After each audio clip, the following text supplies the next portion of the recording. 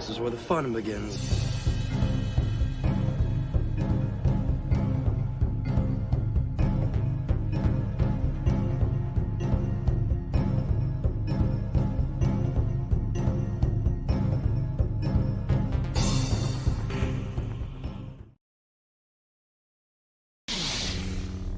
Are you sure? So be it.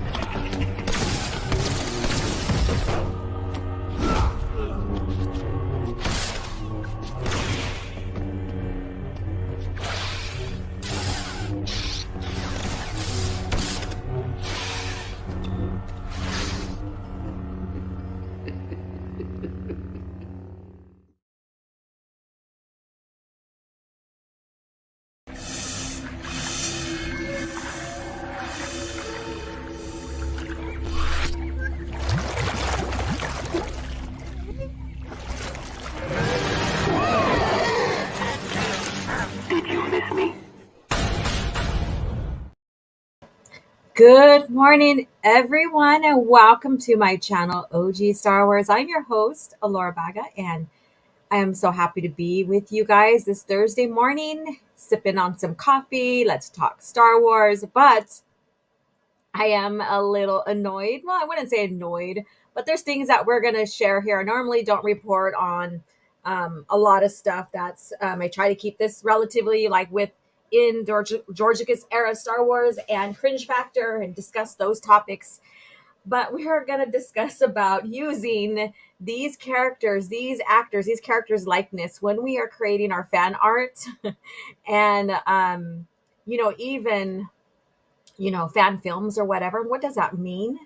And what does it mean for when an actor gives up his likeness for a character and basically doesn't have the say on how the character is, the likeness of the character is used anymore. It's like it's like giving up your full rights or whatever. But that is just going to be one segment here.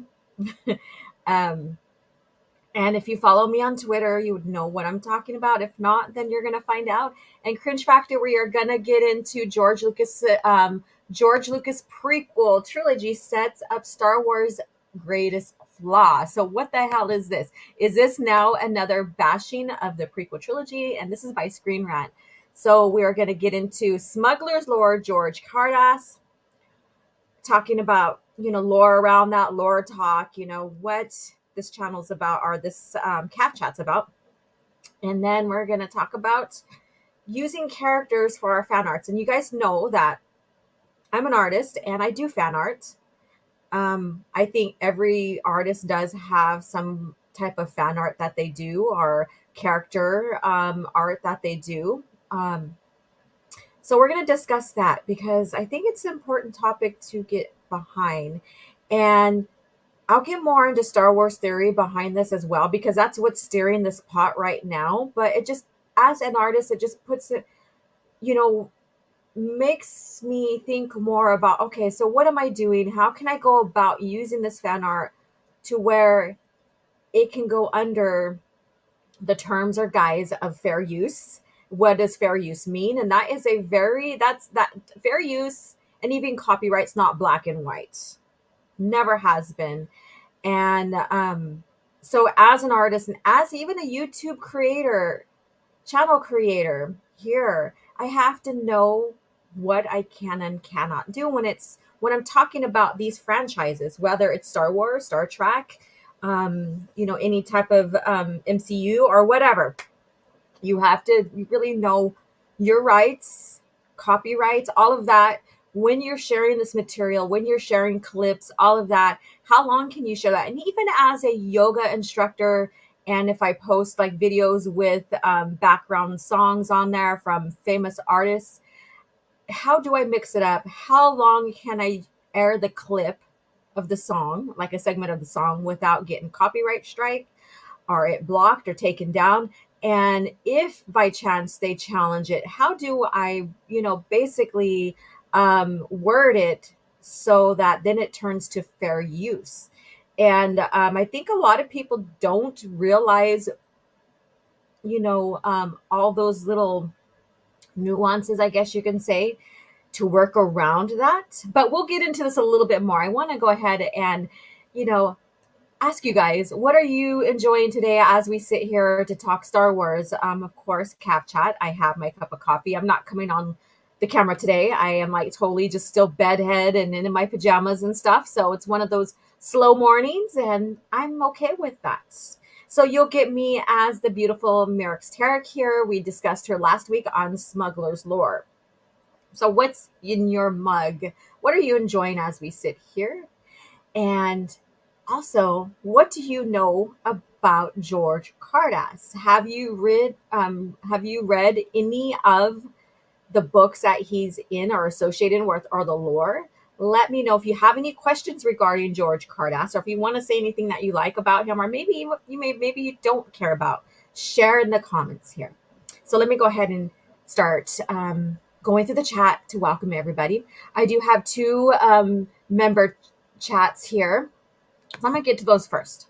So Darth Phantom says, member for 3 months. Thank you so much for your continued support. Let's hope in 2024 your channel will grow some more. It is growing. It's growing slowly because my type of channel is fixed more on Star Wars, George Lucas era, and also some, news about the current events in Star Wars today under Disney. So that's why my channel grows a little slower than a lot, and I'm fine with that. I did gain about within this month. I keep watch about 10 new subscribers, and it's fine. And I'd rather have quality over quantity. And so thank you again for your continued support. Share this out. Let your family, your friends, everyone know, especially if they're Star Wars fans, to come over here, check out my channel. Maybe they will subscribe. I'm not every channel is everybody's cup of tea, and that's fine. We all find channels that we resonate with and we subscribe, we get involved, and that's great. And some people are like, nope, sorry. And then, of course, they leave other, specific names towards me, which is quite funny. That's their immaturity, not mine. And I'm like, okay, well, bye, kind of situation. So yes, we are growing. I would love to see my channel pumped up, up to 5,000 by the end of 2024. So let's do this and encourage channel members. We got 22 channel members here. So get it out there.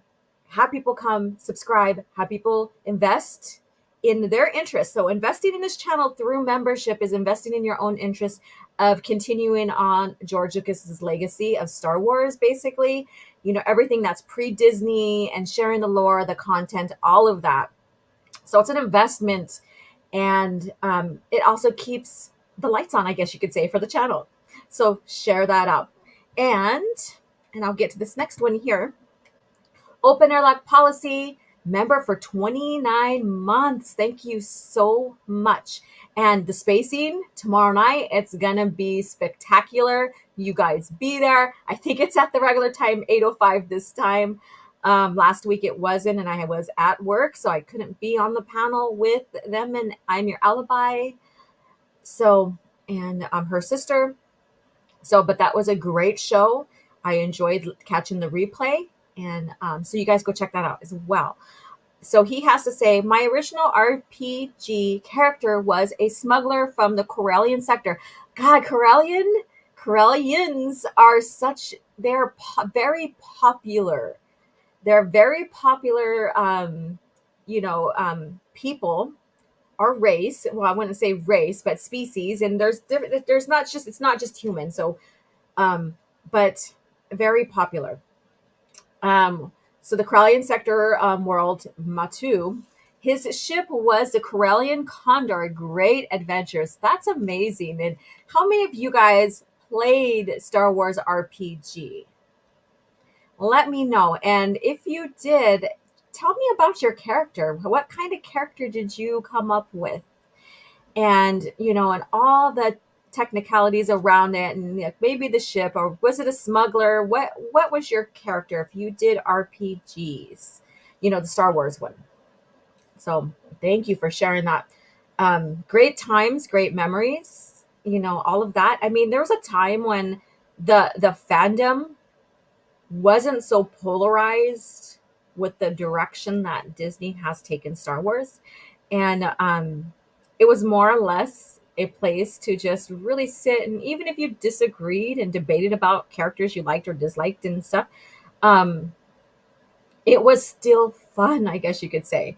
And nowadays it's like, and we'll get into this topic here when we discuss, using character images and, and all of that, like how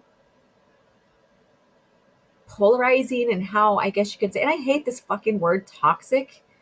And these people who are calling, like myself and others, because we prefer George Lucas era of Star Wars, and we do discuss what we don't like about the current state of Star Wars. We're the toxic ones, but then again, we're not the ones that are leading masses to try to cancel someone because of something. And of maybe using a character or whatever, or their opinion or whatever, or they decide to kind of switch directions regarding their channel, like that person owes them something. I don't know. It's very odd, and that's the toxicity. Is the people who are saying we are toxic are the toxic ones, and that's kind of that is kind of hypocrisy right there on their part. But anyways, okay, so there's my rant. We'll get into more later on, because I do want to talk about our smuggler lore before we get into all this other bullshit and cringe factor. And I think this thing about talking about the use of characters and fan art and what's going on in the state with a YouTube channel, a big YouTube channel, Star Wars Theory and stuff like that. That's all a part of cringe factor. We'll lump that all together. You guys can give your opinion about that, all that. But let me go ahead and get through the comments here. Say hello to everybody. And then also, I want to see if you did the Star Wars RPG, if you played, I want to know about your character. All right. So Melissa Lord, another channel member. Hey, OG, hey girl, OG Star Wars. And welcome. So happy. I think maybe some people are still on holiday vacation or, leave, like personal leave, vacation or whatever during this time. So if you're enjoying holidays still, and you're off of work for the holidays, extended holidays, thank you for being here and hanging out. And I hope you're enjoying your time from work. A much needed break, I guess you can say. And let's see here. The Factor Filter. Hey, OG and chat, have an awesome stream. I'll have to catch the replay. And this guy right here, please subscribe to his channel. Go check out his content as well. He comes in faithfully, gets involved, says hello. If he doesn't, he can't stay and hang out. And he catches the replay. So go support his channel as well. Thank you so much, the Factor Filter. Everyone smash that like button, sub and all. Yes, thank you. And then Corey Cochran is here. Hello. Hi, all. And let's see here. Of course, Soul Assassin's here. And hey, y'all. I I can't imagine, and it's possible, but I can't imagine, a person of Mexican descent and stuff like that saying, hey, y'all. But it happens. That's my Vato Soul Assassin here. Funny thing, and this is not Star Wars related, but we had a debate with one of the tribal members here in the community I live at on the reservation about Spanish being white, like Spanish, like when they came and settled, colonized, or whatever you want to call it, like Mexico up into the western part of the United States. And these people, this person and his family really think that Spanish people were ethnic, I guess you can say, are dark skin, are indigenous, like non-white. And I'm like, no, Spanish is a part of the European continent. And yes, there might be some Muslim, influence there for the time that they occupied Spain at one time. But overall, they are white people still, and the only time that you see that Spaniards,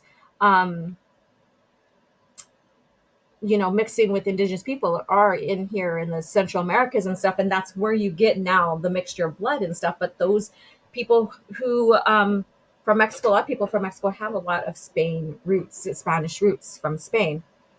And so I kind of like bursted someone's bubble about like, they were so adamant, like, I'm not white and Spanish people aren't white. And I'm like, I'm sorry to say, dude, but if you have Spanish blood, you are white. You got to deal with that yourself. And I think I bursted someone's bubble on that because they thought that they weren't white at all. I don't know. It was kind of funny.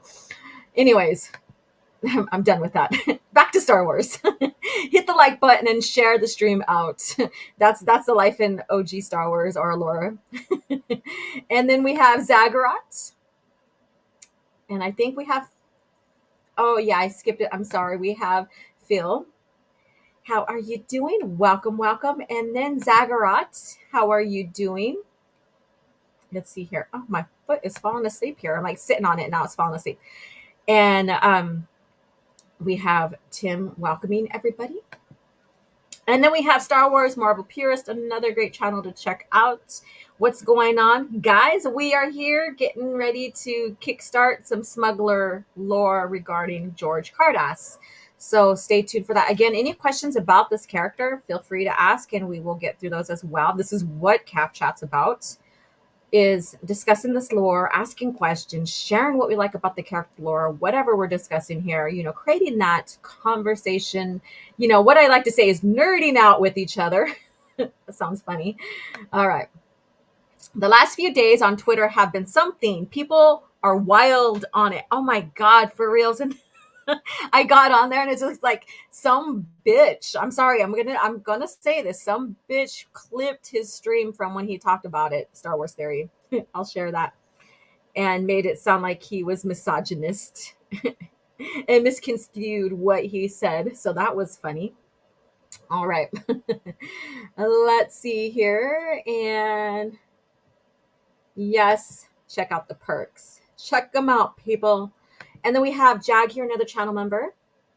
I've done a Talon, Smuggler, and I think I said that wrong. I'm sorry. A Mandalorian Bounty Hunter. That group kind of ruined tabletop for me, though. Oh yeah, it can your group, a group of people. If you don't,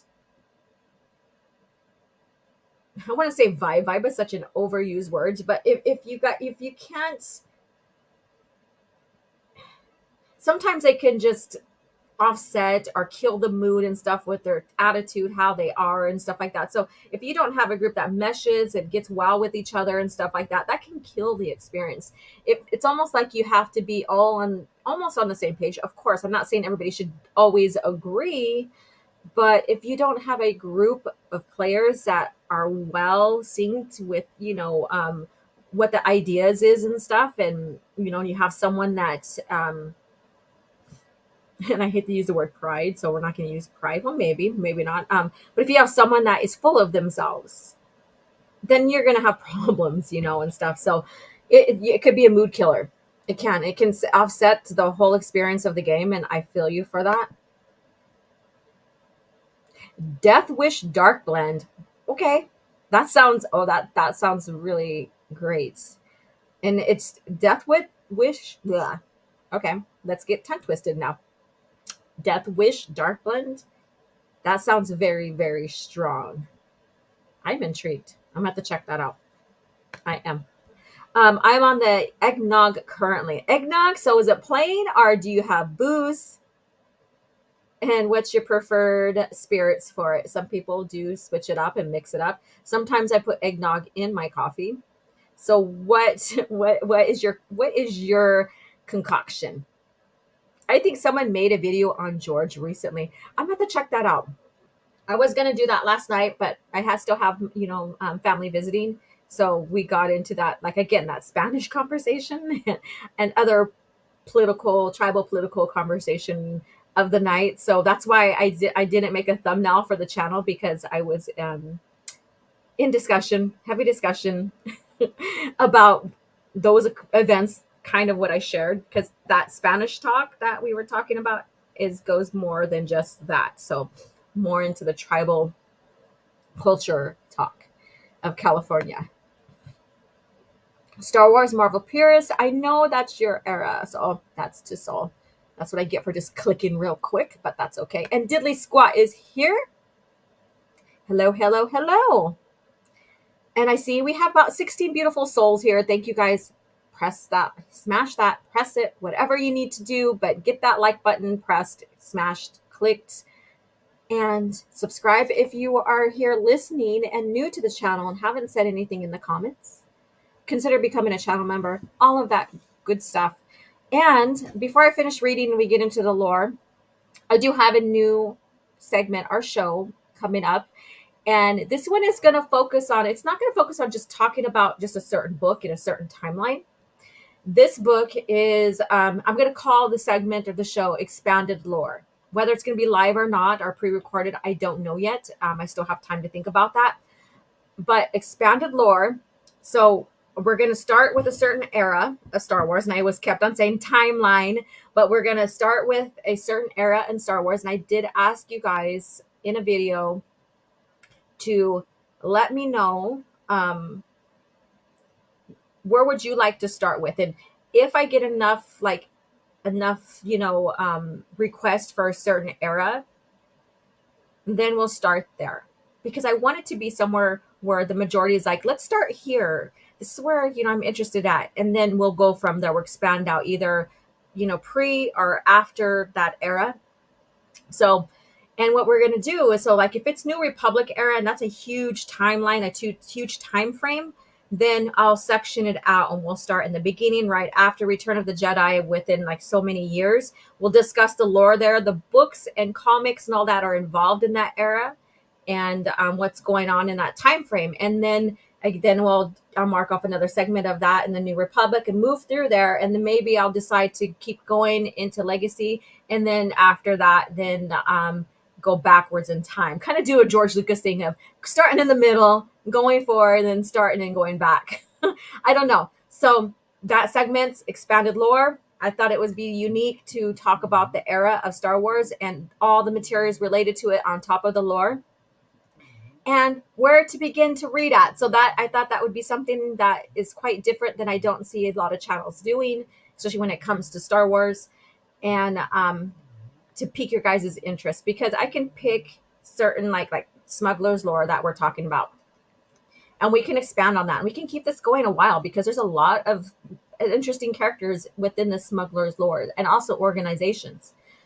But to really break down these eras here and giving you guys a time frame of these events with the books that fall in and how well they keep continuity with each other is something that I think is valuable to this channel and to you guys, especially those who are coming in saying thank you, Laura, or thank you to whoever, like Tim or Matt, or even Ryan Kennel, for beginning me on my journey in the EU.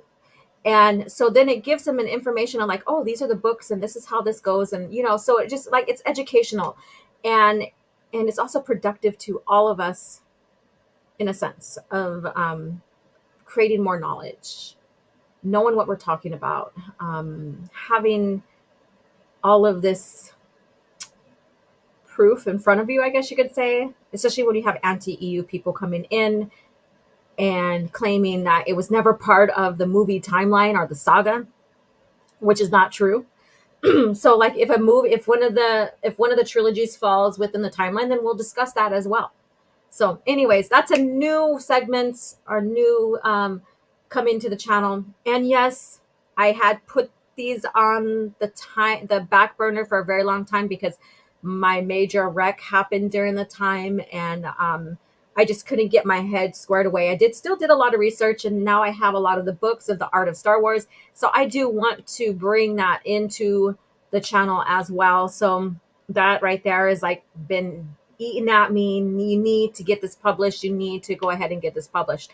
So stay tuned for more, for the beginning of the art of Star Wars, like I promised. So I'm sorry. I just, during the time of the wreck, taking care of legalities with it and stuff like that, I just kind of put it on the back burner, and it's been simmering for a very long time. Anyways, let's get into this, and I'm going to go scroll down some more and engage, and then we'll get into the Smuggler's Lore. So what is your RPG character if you played? And if you have any questions about Jorj Car'das before we start. Let me see here. I love lore. Keep it coming, OG Star Wars. Yes, that's the intention. And I hope like by switching up and bringing something new into the new year. And again, the expanded lore will begin. I think I said January 6th. I think I posted that, but it's gonna start a week into January, so that I have a little time to decide live or not, pre-recorded. And if it's going to be pre-recorded, it's going to come out every Tuesday, or maybe twice a month every Tuesday. I haven't fully decided that yet, so that's still in the process there. So when the fandom wasn't a menace, right? All right. And I was in the Star Wars group that took the Disney trilogy but made it better. I heard that the people are doing that. It's like polishing shit, don't you think? I don't know. That's just what comes to mind. More power to them. If you like it, then fine. I mean, I'm not going to tell you what you shouldn't and shouldn't like, right? And neither should, you me, because even in the EU, there's things that we will agree and not agree on, you know? But, and then I'll continue this. I made my character Nemo Calrissian. Oh, pretty interesting. Of Lando's apprentice to Luke Skywalker, named the character after my cat. Oh, your cat's named Nemo. How cute. Yeah. So, like I said, if the group is really clicking together and stuff like that for an RPG, it can make for a fabulous time.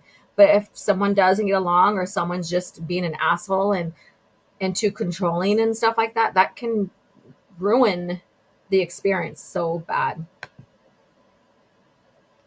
Projection, Your Honor. Oh, and another funny thing, I'm like just ranting on, but I'm just happy to be here with you guys. So I went from EU elitist to EU guru to EU queen. And why now a queen? And I like to do this because I like to make fun of people who really get butt hurt over my stance in Star Wars. And I did have this, had this conversation on Twitter, and I was basically, they blocked me, nothing new. They blocked me, and they started talking shit about, oh, those EU people, though, George never seen the EU as canon. It was separate from the movies, and, all that BS talk. I got blocked, and then so he announced after that, oh, I had to block their EU queen. So I am like this, I'm rolling with it. So I went from elitist to guru to queen. I don't know which one's better, the elitist, the guru, or queen. So right now I just thought, okay, I'll run with this title. I'm the EU queen. I should have put a little crown on Merrick's head right here. But I thought that was funny, because it's like, I'm not going to convince these anti-EU people of their fallacies, what they're perceiving as wrong, like being stuck on quotes and stuff that have been like corrected by the company and stuff, and that how George contradicts himself, and his actions do contradicts what these quotes that they share said, like what he said in these quotes, and stuff. The company, his actions all contradict what they are sharing, even the correction that the company put out there on George's quotes and stuff. I'm well aware of what he said. I acknowledge what he said. But as someone who likes to further say, okay, well, he said, okay, what else was said behind this? And if it's a cherry-picked quote, okay, where's the whole conversation? Because you'll find more than anything that these quotes are cherry-picked, and a lot of things are taken out. A lot of substance are taken out, to where I think of one of them that I proved wrong was that George was just joking around. The journalist misinterpret that and made it run like that's what George really meant. And so there's dishonest journaling, and that's always been the case back then and even now. So be proactive, research these quotes, find out more about them, where they stem from, what the company said about them, and then also look at the person's actions when they're developing their franchise. That simple, that easy, and then make that conclusion. These idiots don't seem to do that. They just are stuck like narrow-minded tunnel vision, and that's where they're at. And then so when you prove all that evidence and you give a reasoning, you give a conclusion based upon this compiling of evidence, they block and they talk shit, and that's just what they do. And because you've proven them wrong. But anyways, so now I'm the queen of the EU. So thank you guys for helping me get there. No. Anyways, I'm done with that little rant. Oh no, not the cringe factor. Yes, the cringe factor, because I think it's like we need to poke fun and laugh and at all this bullshit, right? And then Phil says, bet OG Star Wars is not showing her break because she doesn't want to break the internet with beautiful. With beautiful, she must be looking. Was that smooth? I was like, well, thank you so much for the compliment. I am literally like bedhead. I still have my hair in this messy bun kind of thing because I slept with my hair up in the bun, and I still have my pajamas on. But thank you so much. I appreciate that. I do. I'd rather be made up or at least looking decent to show my face, and it's just me. It's a Laura thing. It's a Laura thing. Dilly Squat says, never played Star Wars RPG because none of my friends were fans of Star Wars, just me. Oh, I'm so sorry to hear that. Let's see here. Texas. Yes, I know. That's where we have the Mexican drawl, right? The facture filter does, and in California, it's like you don't hear that. So yes, it's odd. I've been to Texas before. I've stayed in Texas before and stuff. So yeah, it's very different than California, but and that's a good thing. It's a good thing. So, let's see here. The fractured filter does lives on Saturday night. I think around 5 p.m. Central Standard Time. Yes. The Moors. Yeah. The Moors. Yeah. And they're more southern. And then you have because Spain is close to the tip of Africa. So then you have, the intermingling of races there, and stuff. So like when I was discussing this topic and we were doing our research, because that's what my family's about. It's like, let's look into more of what we're talking about. It's like 90% are Caucasian or white. And you have, the Muslim, the Moors, and all them that came in and influenced, intermingled, and stuff like that. So you do have some that, and but it was an interesting conversation, to say the least. And let's see here. We have. Sorry, I took a drink. Hello, how are you doing, Matt G? And then the Tyranozilla. Hello there. Classic. I need to clip that and put that on my brand here of clips. Hello there. So they didn't know Spain was in Europe. Laugh out. I don't know. I just think that because of the fact that Spain did come out and settled and colonized through Central America up into the western part of the United States, that they just believe that everybody was indigenous, being Spanish. I don't know.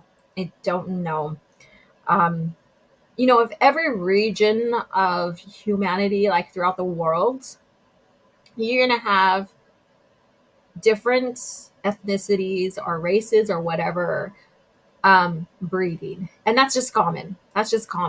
Is there truly ever a full-blooded person of one single race? I highly doubt that. Like when you look back, and I'll go into native culture. When you go back pre-settlement and you take a look at like my people, the Lakota, and they had allies, like at one time, like for a long time, the Cheyenne were our friends, our allies. You would have intermarriages between the two tribes. And then when you just look into a single tribe of their different bands, like Lakota, we have like the Sichangu, the Oglala, the Hunkpapa. You do have, bands marrying into other bands within the greater Oyate or the nation. So there's no such thing as a single, like full blood of one single, like, race or whatever within that group. And then, so you have that. And then, like going back into research in my family history, somewhere down the line, like way, way, way before settlement and before the contact, because I do have French blood because of the Louisiana Purchase and French, having control of the area up into where my people settled. Um, I do have a smidgen of Potawatomi blood because of a marriage between a Lakota and a Potawatomi. You know what I meant. Wow, Laura. But anyways, so my point is, like, you're always going to have these intermingling of races and stuff like that. And so I think it's very interesting. And to say the least. But anyways, this is not about talking about, humanity and the mixture of. So, but I just thought it was an interesting conversation. I started playing Dark Forces, pretty fun, but I had to install the Force engine Force engine to update the graphics and controls. I really need to begin. I want to really begin playing one of these games that I was gifted. I just don't have time, and I have these goals are what I want to do this coming year. One is, and I'm just going to tell you guys here, and I will have you guys keep me accountable on staying track with this. And this also includes my Star Wars fan art, at least getting those ideas out and painted on canvas, is having my own art exhibit show. And so I'm still building my collection. I have 2 paintings that are people want to buy already. That's going to be in that collection. So I have to ask them, like, this is my plan with these 2 pieces. I can, if you're still interested, you can buy them, but have them on loan for me when I have the art exhibit, and they will maybe marked as sold already or not for sale.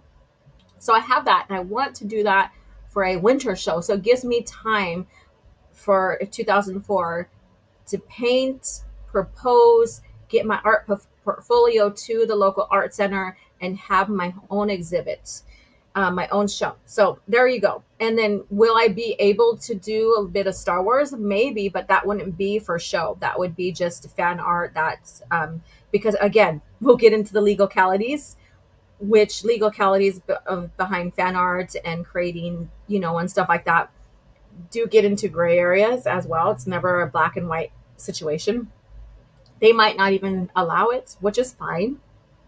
I mean, so because I understand the copyright thing and that how gray areas can be, and it could conflict with their art exhibit and stuff like that. So, but anyways, so keeping me on track here, let's get back, because I am like rambling on all different type of subjects here. We haven't even gotten to the Smuggler's Lore. OG Star Wars, I started playing Dark Forces, pretty fun, but I already read that one. I thought that I got out of that one. Jorj Car'das. Let's see here. Hello. Kind of a lack of Sunday online RPG sessions. Let's see here. Oh, like, not lack. Okay, I was very confused there. And then I looked down and I'm like, oh, there we go. Kind of like on Sunday online RPG sessions. Yeah. Yep. And Jag said, it was gruesome for targeting. They found out I still have read the EU and hated force needed 5 more minutes. They intended to kick me out with insane as much. Wow, no shit. All because you still read the EU and you preferred that? Now, this is what I'm talking about here, you guys. This is like, they say we are toxic for like sharing and enjoying pre-Disney stuff, and then also sharing what we don't like about the current state of Star Wars. But this is evidence right here that this is where the quote unquote toxicity is coming from. It's not from us. Wow. I'm so sorry to hear that. Fucking A. Wow. All right. I'll never get the hate on EU as if it wasn't something Lucas made to give us even more Star Wars. And that's the thing. And people don't realize that the EU helped kickstart the Star Wars franchise. One of the very first materials that came out before the movie was the comic. And so I find it quite amusing when people are like, oh, George never created EU. He never really cared about it. He never really wanted it. It's something to make money, so he did it. Well, that's what, he made the movies to make money, to tell his story, right? So he can profit off of it. And I hate this all like, oh, well, it's all just about making money. He didn't care, blah, blah, blah, blah. Like as if making money is like a got you. When was the movies free? Did George ever create the movies just as, oh, here you guys go. This is what the story I wanted to tell. It's free. Come and watch. So I don't get that logic or that lack of, but that's another story to talk about later on. Let's see here. OG Star Wars, Kyle Katarn can kick Andor's ass in a quarter of a second. Yeah, there should be. See, this is where you guys give me all these ideas, and I have like this running journal of like, this is what we should talk about, or this is what needs to be, a character versus character kind of deal. Kyle Katarn versus Andor. Now, Andor is a combination of a few characters within the Dark Forces, right? But more or less, you can say he is a knockoff of Kyle Katarn as well. So, Kyle Katarn versus Andor. What do you guys think about that? Very interesting. Type 1, Old Republic. Type 2. Okay, yeah. So, I know I'm kind of behind. So, if you guys are already typing that, feel free to do that. Oh, and you guys haven't. So, thank you so much. Let's see here.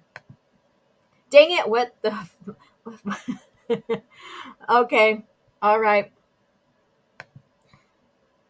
JJ Plagiarism and Mando Lore are always great sources for summarizing of the EU. Yeah, those are two ones. I really love, like, Mando Lore has a new video out, so go check that out. I haven't been to JJ Plagiarism's channel in a while, but yeah, he's had some good content there, so I recommend that as well. I like to recommend other channels that are similar to mine, or at least have some similar scope, because then you can get a different look, a different perspective as well. It's not about an echo chamber here. It's about also sharing other channels that have similarities but can give you a different view. And even if their view is differing from mine and we're not agreeing on some certain topic, that's okay, because we're all not going to agree. And that's the beauty of it, because if we were all the same, life would be boring as hell. Queen of the EU fanatics. Yeah, there we go. That's exactly the quote there. Queen of the EU fanatics. And they use the fanatics as if it's a bad word, but not realizing that fan is short for fanatics. Fanatics means that, you are just like, you really love something, you're a big, huge fan of, and that's fine. Like, we have Disney Star Wars fanatics, and that's fine. Someone blocked OG? No way! I know, right? I mean, that's not common whatsoever, and I was so fucking devastated. Check out OG's merch. Yes, check it out. All right, you guys, we can go on and keep chatting here, and I will go back and check out what you guys are saying. So let's get into Smuggler Lore here. So let's get into Jorj Car'das. So did you know that he had an influence, in a sense, or Yoda had an influence on him? Did you know that he also created one of the biggest, like, smugglers ring of his time? And that Talon Karrde basically inherited it after, Jorj Car'das, like, disappeared. So there's so many nuances. There's so many little things there that this man has set up within the lore for smuggling and for, like, even information broker. So, like, Tim, if you're still listening, if he's still gone, that's fine. But Tim, one of his, he calls his library the Car'das Library, and there's a specific reason for that. Jorj Car'das basically was also an information broker. He collected information, history of events, documents, all of that, and basically archived it. And he saved all this information. And so when you get into the Thrawn duology, and mind you, because I had such an interesting topic last night that me and my family were discussing and stuff, I really didn't do my notes. I usually, like I said, I usually do a PowerPoint. I haven't tested StreamYards if it's still having hiccups downloading PowerPoint like it did. But usually I have my notes for you guys prepared so we can kind of keep on track and not skip around between the eras of where this character lived. I did not do that. So this is freestyle and it's okay. But anyways, so I'm not saying I'm not planned out, because I am planned out for this stream. I just didn't stick to my usual nerdy schoolgirl self and take notes. You guys know me. That's why I like let me go ahead and pull this up here first. That's why my little character has those red glasses. And I also, if I am on screen, I'll try to wear my red glasses too, just to kind of fit in character. And then I also give you guys homework assignments, like pondering, like, okay, go explore this bit of lore and return and we'll talk about this or whatever. And then the reading assignment too, kind of a sense. It's not necessarily a reading assignment. I'm not grading you, nor am I going to fail you if you didn't follow along. But it's Shadowhunter. So we'll be coming to the conclusion of that. So if you picked up the book and read it, we'll just have a quick summary of it next Thursday. If you didn't, then that's fine too. And then we'll decide, okay, what book are we going to, what book am I going to recommend this coming next 2 months? It might be from the era that we discuss. So stay tuned for that. So anyways, so that's me. So you know me, I nerd out, I write notes, and I do all of that. I do research, and stuff, especially on certain topics where I want to really elaborate on. So, but this one's going to be more freestyle. I think Jorj Car'das is such a interesting character, and how he got involved with Thrawn in a sense. So how many of you guys read Outbound Flight? So when you go into Timothy Zahn's books, they are basically like prequels and sequels to each other. It's not a bad thing, but I think when it comes to the conclusion of Timothy Zahn, he doesn't play well with others sometimes when it comes to expanding the lore and stuff like that. And maybe it's a sense of like ego, maybe ego. I don't know. But there are some of his stuff that's not as good as others. People will say, well, his Thrawn trilogy was amazing. I prefer the duology over the trilogy. But that's just me. Again, like I said earlier, we are going to agree and disagree sometimes, and that's perfectly fine. And then you have Outbound Flight, and then you have Survivor's Quest. And I think those are the two of the least favorite. Correct me if I'm wrong. So those are the Zahn books there. And he's responsible for introducing Jorj Car'das. So and I think that he brings in some interesting characters. Not saying that other writers don't, but I think when he births, I guess you can say, oh God, a guy birthing. But when he births these characters, he creates interesting backgrounds for them. And so people latch onto them as well. So let me see what you guys have to say. There's a lot here.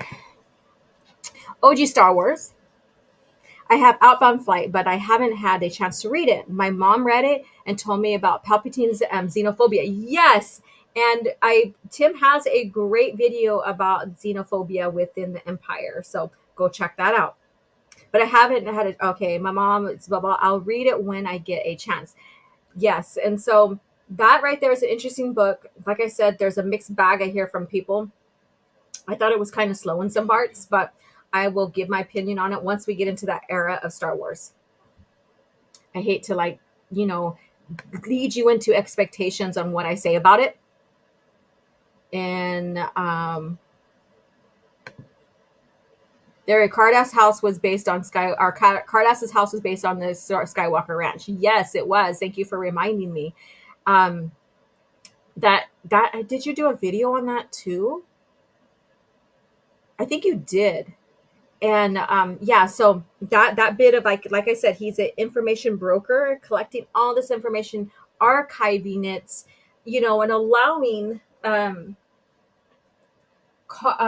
Talon and his crew, to explore it. And then he gave, what's her name now? But a lady that basically takes Mara Jade's place, and I forget her name now. This is what I get for not writing things down.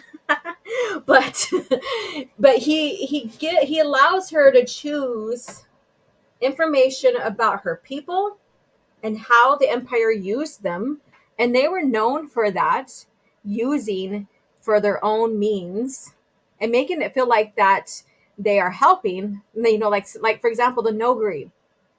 So they basically played them, if you want to use those kind of terms. So she can find the history, take the history of her people and what really happened between them and the Empire, or, about the Kamos documents, I believe. I have to revisit that. Correct me if I'm wrong. And so I thought that was very interesting. So it's like you choose this or that. And it's like she was left in this limbo situation here and stuff. Very interesting. And but that guy Car'das, man, I mean, he built himself a fortress. He was well established where he settled down. He kept himself hidden. He also learned from the NT monks and I think he is a little bit force sensitive. Of course, everybody has the force flowing through him in the Star Wars lore. We all know that because force is what binds life, like even rocks and stuff like that will. Doesn't mean they're force sensitive. They have to have a certain amount of midichlorians that make you adept to using the force, but then you also have to have training for it. So if you don't have the amount needed, then you're not force sensitive. So, and I think people forget about that. And I will always now talk about this. It's very interesting now, especially with the way Disney's taken away how people are force sensitive and they just need training, because then it takes away from, Anakin and his story as well, and that could be a whole different subject there. But anyways, yeah. So, but he used Jorj Car'das, basically was saved and quote unquote saved, and by the Angting monks, and from there he learned some force techniques that kind of surprised, like, even Luke Skywalker in a sense. And I think it's very interesting, and we're kind of going into the Force now and different Force societies. Not trying to get out of the Smuggler lore, but this pertains to this smuggler, and it is a part of the lore. But it goes into like how there are different Force societies. So the Jedi and Sith aren't the only ones that train and use the Force in specific ways. And you have these different societies. And when Luke does his exploration, his like research, and during his exile regarding Jason, his nephew, and what happened to him when he went on his sabbatical, I guess you can call it that. What exactly he learned, how these Force societies use the Force. Were they more dark or light side? Because there some of these Force societies do use the dark side of the Force, but they still think that they're in the right and they're doing good. So you have a lot of this exploration of different uses of the Force pertaining to different species and different Force societies, and I think that's very interesting. And we do see that with Jorj Car'das, where he learned from the Angti monks on being able to vision something in one room and then it appearing in front of them, and kind of like a transportation. I don't have that word right. I'm like, a Lord, get with it. Yeah, so that's very, very interesting there. So let's see here. So let's get into a little more of his biography here. So homeworld is Corellia, which, that's why I was talking with Tim about this a little here. Um, there's a lot of popular, fascinating characters that are from Corellia.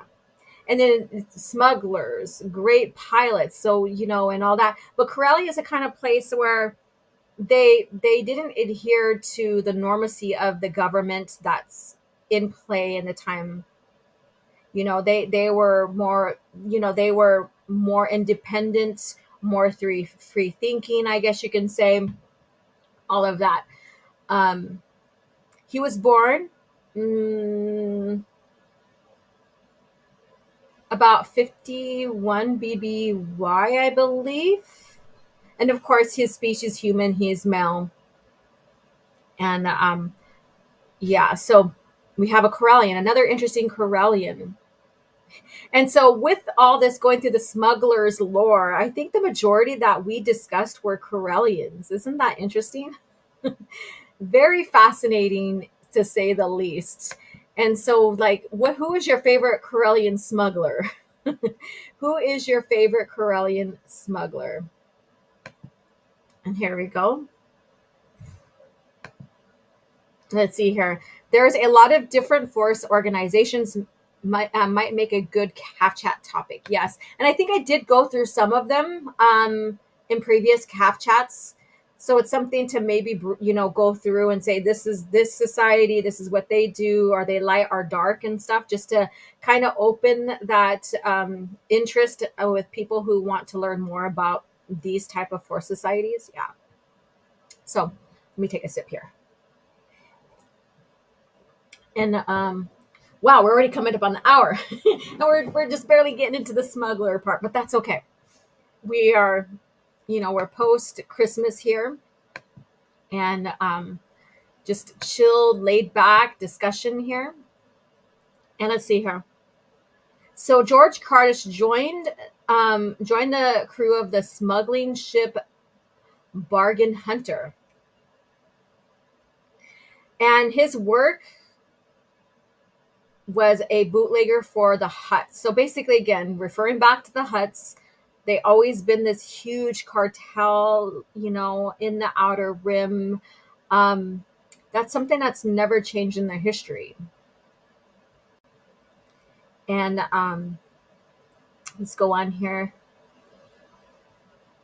So Car'das and his colleagues, Dubrac, Quinto, Meyers, Ferrasi, became the captive of the Force Commander Mitharan Nurodo, so Thrawn. So that goes into outbound flight. He was fascinated with them. He learned basic to communicate, which made his people kind of frown upon him because, speaking basic was below them. The Chiss were this type of aristocrat type people that frowned upon their own and others that were not like them, not Chiss. And so very interesting race in themselves. And they're always, I'm guessing there was always like inner fighting in a sense, or inner competitions within their ruling families, because at one time ruling families was down to 4, and then at one time they were up to 12. So very interesting in itself, the history of the Chiss and stuff like that. So at the time, Thrawn was a part of the Chiss expansionary fleet. Let's see here what you have to say. OG Star Wars sounds like the Hutts had quite a lot of lore and importance in the EU. Disney really wasted them. Yeah, and they were in a sense a waste even with the Clone Wars film. And you could kind of see, and you can kind of see as if the Clone Wars 08 was a setup for the sale in the direction where Disney was going to take the Star Wars lore.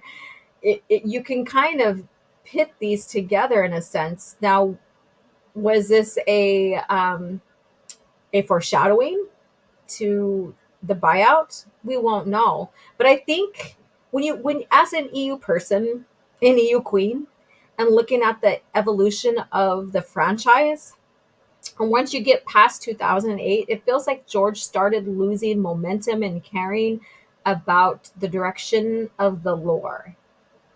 And he really wanted to do his own thing. And I think that's where you kind of see, like, when you get closer to 2010 and stuff, Bob Iger and Disney coercing George Lucas on selling. So this is where you get George being tired, wanting to retire, but then also still wanting to be in control, and then wanting to do his own thing outside of Star Wars. So you start seeing this decline of George's interest in a sense.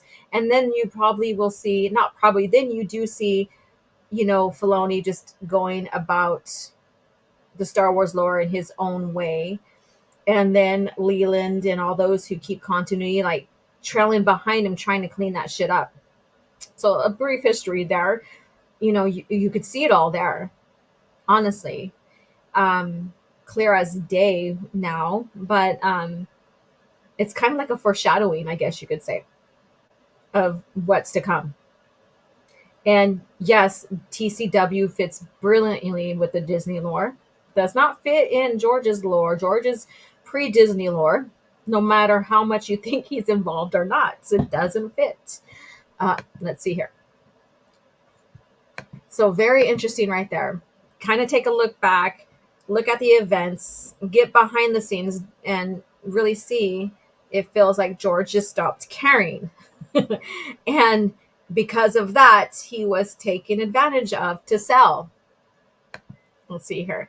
OG Star Wars, I think it's because George got sick of the prequel bashers. No, that isn't the case, as that was annoying to him and it weakened him a little bit. Still, he shouldn't have sold his company. I really don't think so, because the prequel bashing was relatively media induced, I guess you could say. But fans really loved the lore no matter what. And, you had the Clone Wars 03, which was a huge success. And because of its huge success, George is like, oh, I want to create a film and I want to continue the story. And so he proposed that to Tartakovsky. Tartakovsky was the first choice in continuing the TC lore. And so Tartakovsky then proposed his deal, what he wanted, and George turned it down. So Tartakovsky basically wanted to be able to create his own show or movie or whatever under the umbrella of Lucasfilm, and then supervise the creation of TC, the continuation of the TC. George didn't want that. And so that fell to the wayside, and Filoni was hired. So so that's a little bit of story there on the evolution of between creators for the Clone Wars. And was it a right choice? No, but it happens.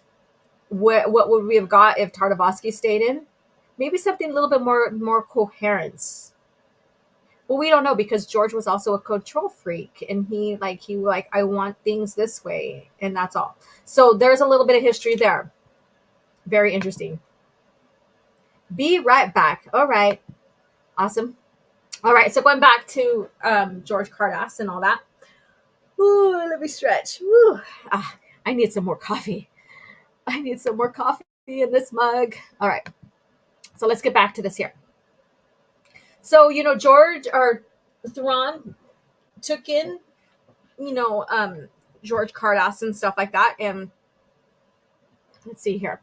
Like I said, I didn't write down notes, so I just now have books in front of me and stuff like that. And, so Jorj Car'das basically witnessed some things, like he got to be with the Chiss and stuff like that, where he learned, the Chiss language, as well as teaching basic to Thrawn, like I said. And he also assisted Thrawn in defeating the Vagari. So he witnessed that war. He helped defeat the Vagari, which is one of the threats that the Chiss, speak about. Like the Chiss is like, you guys wouldn't know what a threat, wouldn't know what a threat is, and what we've seen, would terrify you.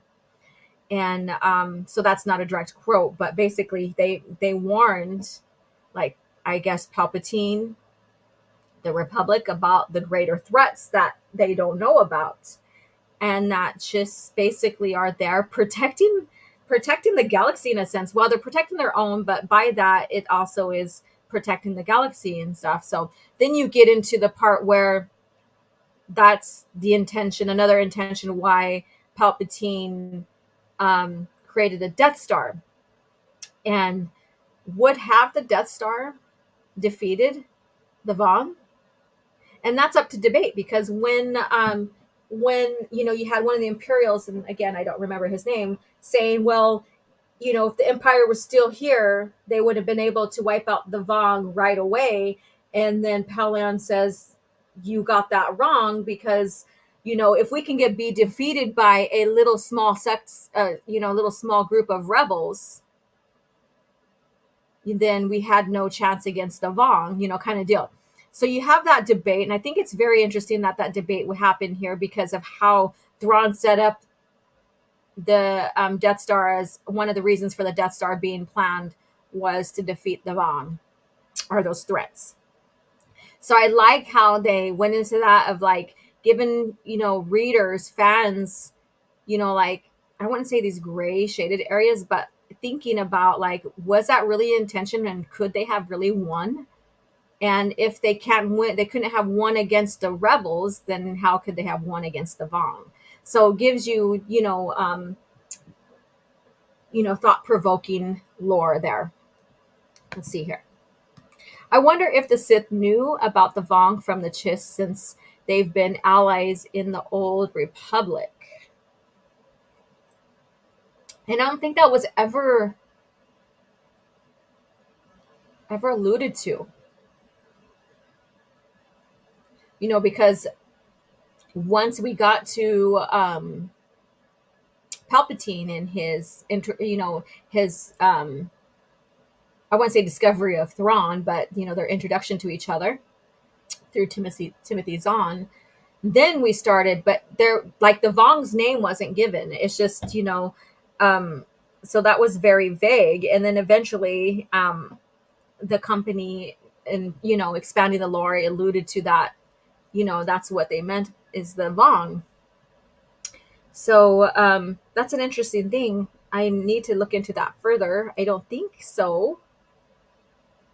But it could be in like a short story. It could be in a comic that I haven't read yet, because, like I said, I was more of the novel readers than the comic readers when I was growing up. And now I'm like visiting the comics now, which has been fun. So, and that's another reason why I'm like, this new segment of expanded lore is going to be fun, because then we can explore all that together. All right, let's get back to, let's see here. And Soul Assassin says, oh, that one. There we go. I knew that a chat was coming in. I didn't know if the Vong could win against the Empire, because the rebels needed the plans, the proton torpedoes, and the guidance of the Force to destroy the first Death Star, yet they almost failed. There's always failure, and there needs to be, because, I mean, there's what is it? Almost doesn't, what's that saying? Almost doesn't count, because they did succeed. So, but yeah, it's a very thought-provoking kind of situation in the lore, and we will never know. We will never know. So was Pelion right, or was his officer right? We will never know. But Pelion does have a great point there.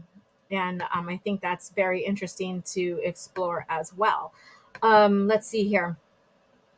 And Jorj Car'das basically, his affiliations. Let me get to his affiliations before I move on here, because I do want to get into this cringe factor stuff. His affiliations was the Arlani's inspection group, and then his own group, the Car'das, and then the anti-monk.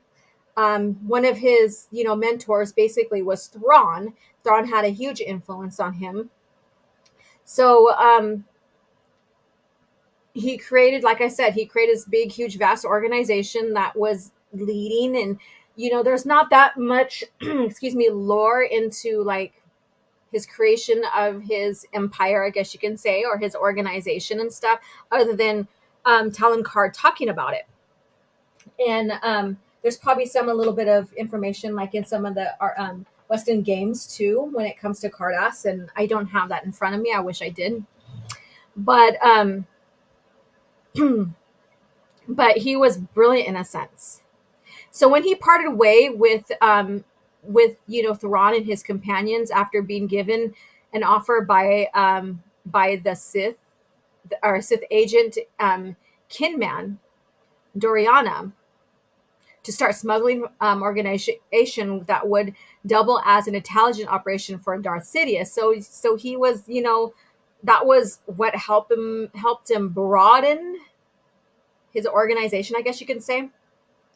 And Car'das organization flourished from that.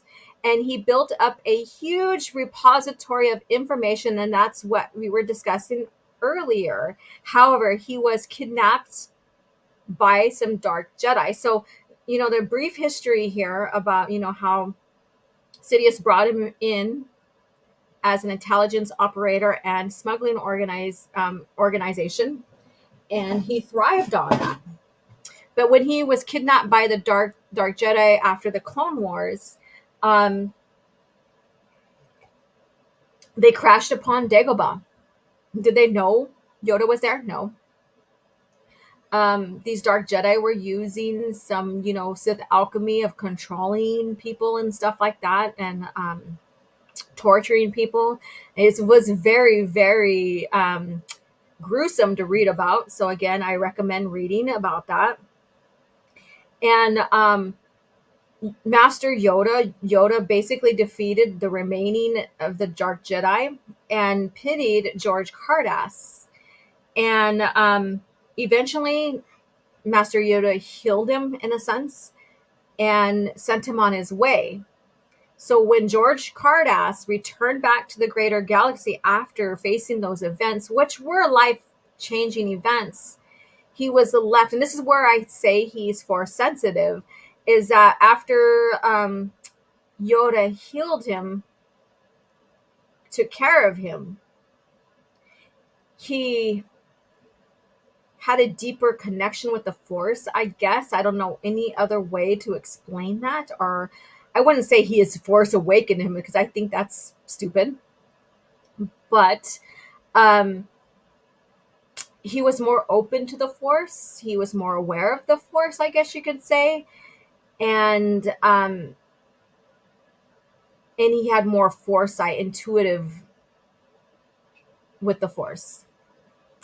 And he used that to his advantage. Ha, Force Awakens. I know, I've seen that. That's why I was like, I don't want to go there. But anyways. And so he took that to his advantage and used that for his company, where he became the only thriving smuggling ring out there in a sense. And that's when Talon Karrde came into his presence.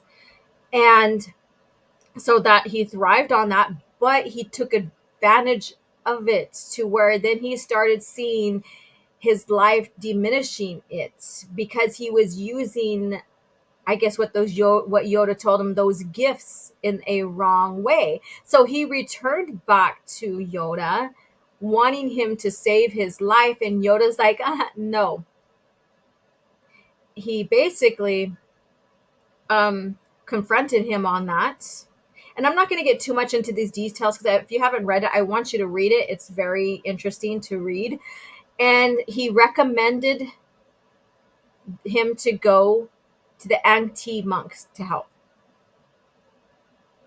And so he did. So the anti-monk helped him out, squared him away in a sense, and he learned some Force abilities from them. And this is where I'm saying he's always been Force sensitive, just didn't know it, and was trained.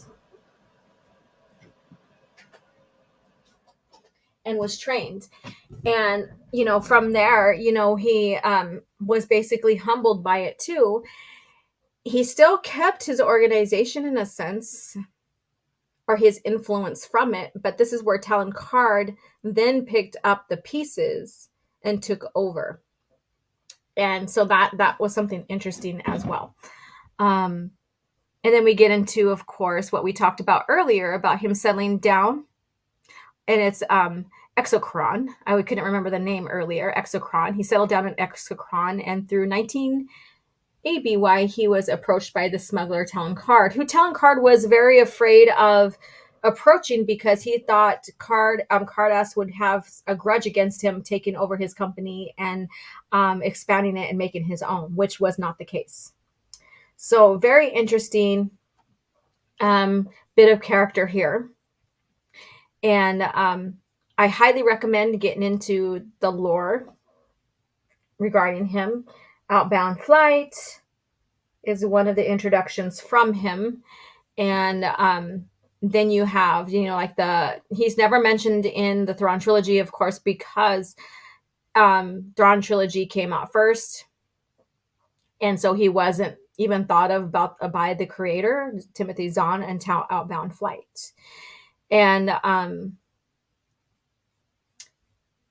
then again, he was expanded on in the Thrawn, Hand of Thrawn duology. And then also in, I think a Smuggler, or not Smuggler, Survivor's Quest. And then he also was mentioned in various materials like Scoundrels, Choices of One, which is another one of Timothy Zahn's. He wasn't just mentioned. I think he was a part of that one. It's been a while since I visited Choices of One. I need to go back and read that. I Jedi mentioned him. What else there? And I think like Fate of the Jedi had some mentions of him as well, and the New Jedi Order too. So very interesting character there. And the behind the scenes, Jorj Car'das was the Star Wars Hand of Thrawn, first appeared in the Hand of Thrawn duology, where he was revealed to be the creator of Talon Karrde's criminal empire. His backstory was later expounded on in the Outbound Flight. He also appeared in Choices of One, helping Thrawn, the essential reader's companion, and correctly states that Car'das was in possession of a copy of the Kamas document. So, a little history there. Like I said, the EU has always had great continuity, but there's little hiccups here and there. And that's common when you're expanding a franchise with so much history and a huge time frame of lore. And, and all these books talking about this lore and having to interconnect in some which way or form where they fall in that line in that era of Star Wars there. So very interesting character as well. Very influential of Talon Karrde being an information broker more than a common smuggler. You could say Booster Terek did also collect information, but he was more on the smuggling products kind of end. And so he always went to Talon Karrde for information. So that was a very interesting, companionship, I guess, between the two. They relied on each other for information or material and stuff like that. So you do see instances where smugglers do, countermingle with each other for information, for resources, all of that, and also compete with each other. So it's very interesting, those dynamics within the smugglers, the smuggler lore. And so here's a bit of history there. So let me see what you guys have to say. To be honest, the EU did what Marvel and DC never could with continuity. And I don't think Marvel and DC really was focused on that type of continuity that you see Star Wars. They were all more or less keeping a character alive with various scenarios of stories and stuff. And I forgot what that's called, but that type of maintenance is called for that type of franchise and stuff like that. And now you have them rebooting all the time and all of that. So it's a very different aspect and approach, but then people do get tired of having these reboots all the time. They want consistency. And I think that's what caught people on to Star Wars, is the consistency. And here is the Jorj Car'das lore. Thank you so much. Again, Soul Assassin, always on top of his shit. Thank you so much. So any questions about Jorj Car'das, let me know. If you're catching the replay, please leave any comments and questions and whatever in the comments below. let me know you're catching the replay. I would love to say, even if you say hello, catching the replay, I would love to hear about it. And we do have a $10 super chat I'll get into after this right here. Echo Disney Plus rights and delays amid missing and murdered Indigenous women skinwalking Ezra Miller controversy. All right. I'll get into that. I will explore that later. Abanas $10. Been listening to the show for the past hour. I've been quiet as I'm putting together my daughter's new desk. Oh, nice. So a new desk for Christmas or for a gift. Missed having to see your show. Continue being authentic in the sea of fake. Star Wars takes much love. Yeah, and I am now the honored queen of the EU fanatics. So thank you again for making it possible for me to reach this arc in my YouTube career, if you want to call it that. Thank you so much for the $10 super chat. I greatly appreciate it. Your continued support. Another channel member. Again, we have 22. Let's start building the members up. And speaking of members, I did leave a video and a request on asking for a date or dates and times. If we can come to a common one that makes it easier for everybody to come on to the webinar type watch party. Because it's not going to be live, because if we did that, it'll be taken down. So this is kind of like a behind the scenes type webinar where it still be published behind the scenes. You can go back and click on the link and watch it if you missed out. So I think that's very brilliant of StreamYards. So let me know, channel members, and if you haven't become a channel member, invest in it. What day and time in, like in January, because I want to do it here soon. I don't want to just keep dilly-dallying and just keep announcing it, but not putting it in motion, to watch the Clone Wars 03 Volume 2, having a watch party on that. So let's go ahead and get that ball rolling, channel members, so we can sit back and discuss and have fun watching the Clone Wars 03, or Clone Wars 03. And nerd out, my favorite word, nerd out with that. Grab your popcorn, discuss, have fun. A bit of giving back and to you guys who are supporting the channel in that manner, and I'm thinking about updating the perks. So when I update, that kind of resets everything in a sense. So, but I do want to update perks and to fit the channel going forward. And so I'll just let you guys know more on what I decide. Right now, it's staying as it is. So yes. And let's see here. Marvel tried to go on with the story created by MC2 and official sequel to the regular timeline, but they went too far ahead and most of the characters were replaced. There was no real transition. Yeah, and that can be a jolt when there's no real transition. Just like, with seeing Luke in his state, he is within the Disney trilogy. There's that jolt, and it does put people off on that and brings up more questions than none. And then when you have a lore that was already established with that character and you do the very opposite, then that's where you have, longtime fans not liking the decision either. So there was those factors as well. But when you just have a big old jump and there's no lore behind it and it's just this big old huge vague jump, then that can be off-putting as well. So I get it. Some people don't mind, but then there's people who want consistency within the history of that franchise. And so that's where people start questioning it. And let's see here. All right. So let's transition into Cringe Factor. We are going to discuss about a big Star Wars channel and the use of character, characters in your own fan art, in your own fan film. And what does that mean to the actors or the person who acted and used now is images and likeness to that character? And I don't think people realize that once these actors give up their image for that character, they no longer have say in that. Who uses that character? Like, they don't need to give permission because that character is already established and it's out of their hands now. And so that's a great point and topic to discuss here, especially if you're an artist or you like to go into these fan arts and these fan films and stuff like that.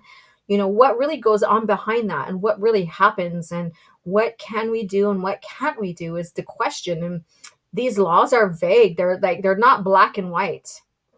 And I think that's built like that for a reason, because then they can pick and choose in a sense on what they're going to do if they want to take you to court for copyright issues or fair use issues. And then within those means too, like if you're using your fan art and you're making prints and you're selling copies of your fan art through publishing brands like Redbubble, for example, because that's where I'm at. You do have, some franchises that are okay with you using their images for fan art. And they do MOAs or MOUs with those printing companies. And you just have to do your research. You have to distort the character in a sense. So it's not exactly, you can't fully copy the scenes from the movies or comics or whatever. So you do have to change up the character in a sense. And so there are certain allowances with some franchises versus others, what you can and cannot do. And so I've had my own fan art prints denied by Redbubble, and I didn't use like the word Star Wars or anything like that, because it was too similar to like a movie scene or a image of Vader's helmet to how it was used for, I think it was A New Hope. And so those were taken down, rightfully so. I thought I changed and altered the image, and that wasn't the case. So you have those gray areas, and what companies or these franchise allow. These printing sites, these publishing sites do have to adhere to copyright and fair use.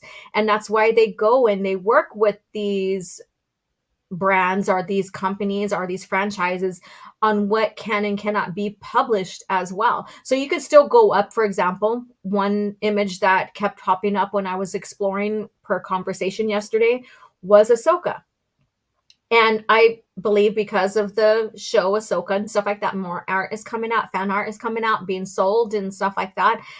And, so her face, and I think I've seen one with Anakin too, when the title was used Annie, and there's no facial features. It's just like the blank slate of a face, but it's still the character, still the same garb and all of that. With Ahsoka, it was her markings on her face, but she didn't have a face in a sense. She didn't have the eyes and nose and the mouth. And so there's this distortion of how the character looks that they allow, and it's okay. So like I said, it's like copyright fair use has all these gray areas. And so they're allowing that. So with that being said, we're going to get into this very topic about Star Wars theory. Let me see what you guys have to say, because I do have another super chat here. And then I'll get to you guys' comments. Hey girl, I'm just working and listening. These fools and their IT issues. I laugh out loud. Love you. And Happy New Year, Alora. Yes, thank you so much for listening in. And you guys who work in IT, I commend you. Hands on, yes, with a clap. Yeah, you have to work through a lot of BS, right? And then Soul Assassin, gotta admit, I've lost a lot of respect for Mark Hamill over the last few years. And I think a lot of people have. And, and this is where I say, you don't have to agree with the actor or anybody, but just got to learn to separate the actor from the character, right? And keep it at that.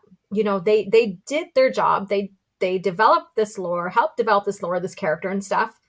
I commend you for it, but I don't have to agree with you, and I don't have to like you as a person, or I can like you, I can disagree on things, so there's always that thing there. But just separate the character from the artist, I guess you can say. And you should be fine. Let's see here. I've altered the image. Pray I don't alter it any further. I love that. I love that. Referring back to Vader. Oh my goodness. And this is Marvel tried to go on with the story. Oh yeah, I read that. Okay, so I'm caught up on these comments here from you guys.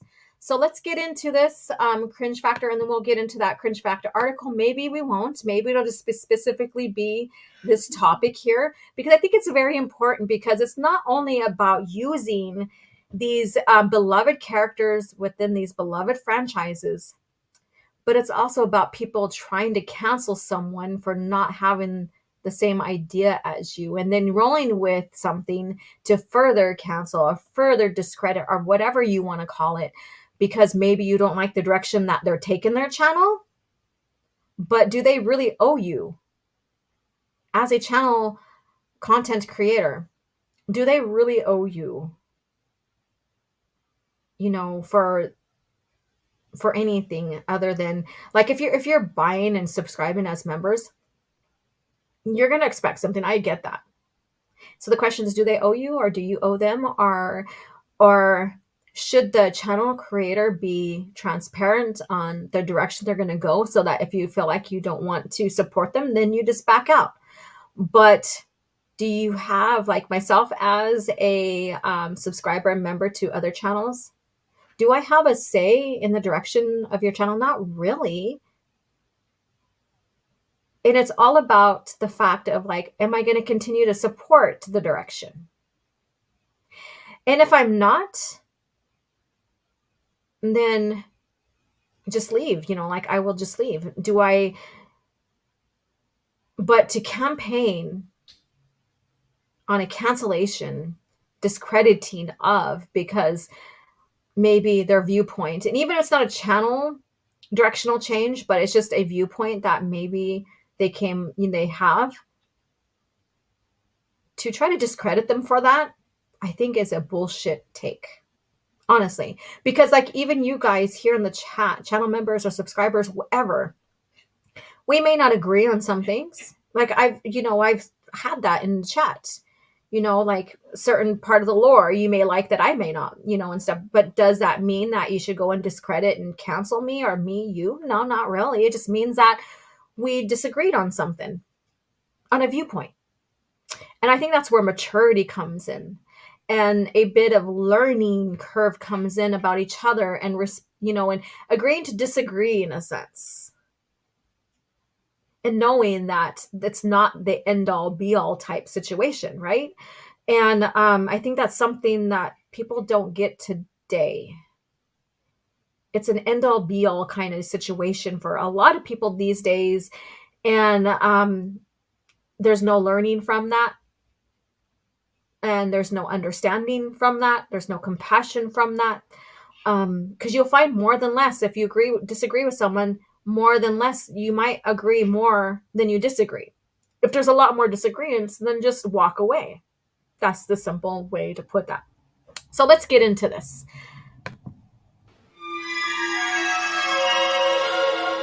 So uncivilized. All right, so I'm going to pull up this conversation. Like, I shared this a while back. I think this is going to be the right one. Yeah, here it is. And this is what I'm talking about. If you guys don't know, if you're not on Twitter and you don't know what the hell I'm talking about, this is what I'm talking about here. So let me go ahead and click on this first. And let me zoom in here into Star Wars Theory's comment. So he is starting a new project, and fine, go for it. Because, there's a lot of Star Wars fan made projects that I've shared before with you guys.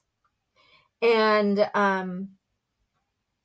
we've did watch parties on, like Darth Angelus's Heir to the Empire production he's doing, right? So there's a lot of fan projects going on. So this is what he has to say. Star Wars Theory, I'm developing a new project on top of Vader Episode 2. This will be a deep fake animation of Luke Skywalker's adventures into Heir to the Empire. So he's doing an Heir to Empire influence kind of Luke Skywalker adventures, basically. I just repeated what he said in a different way.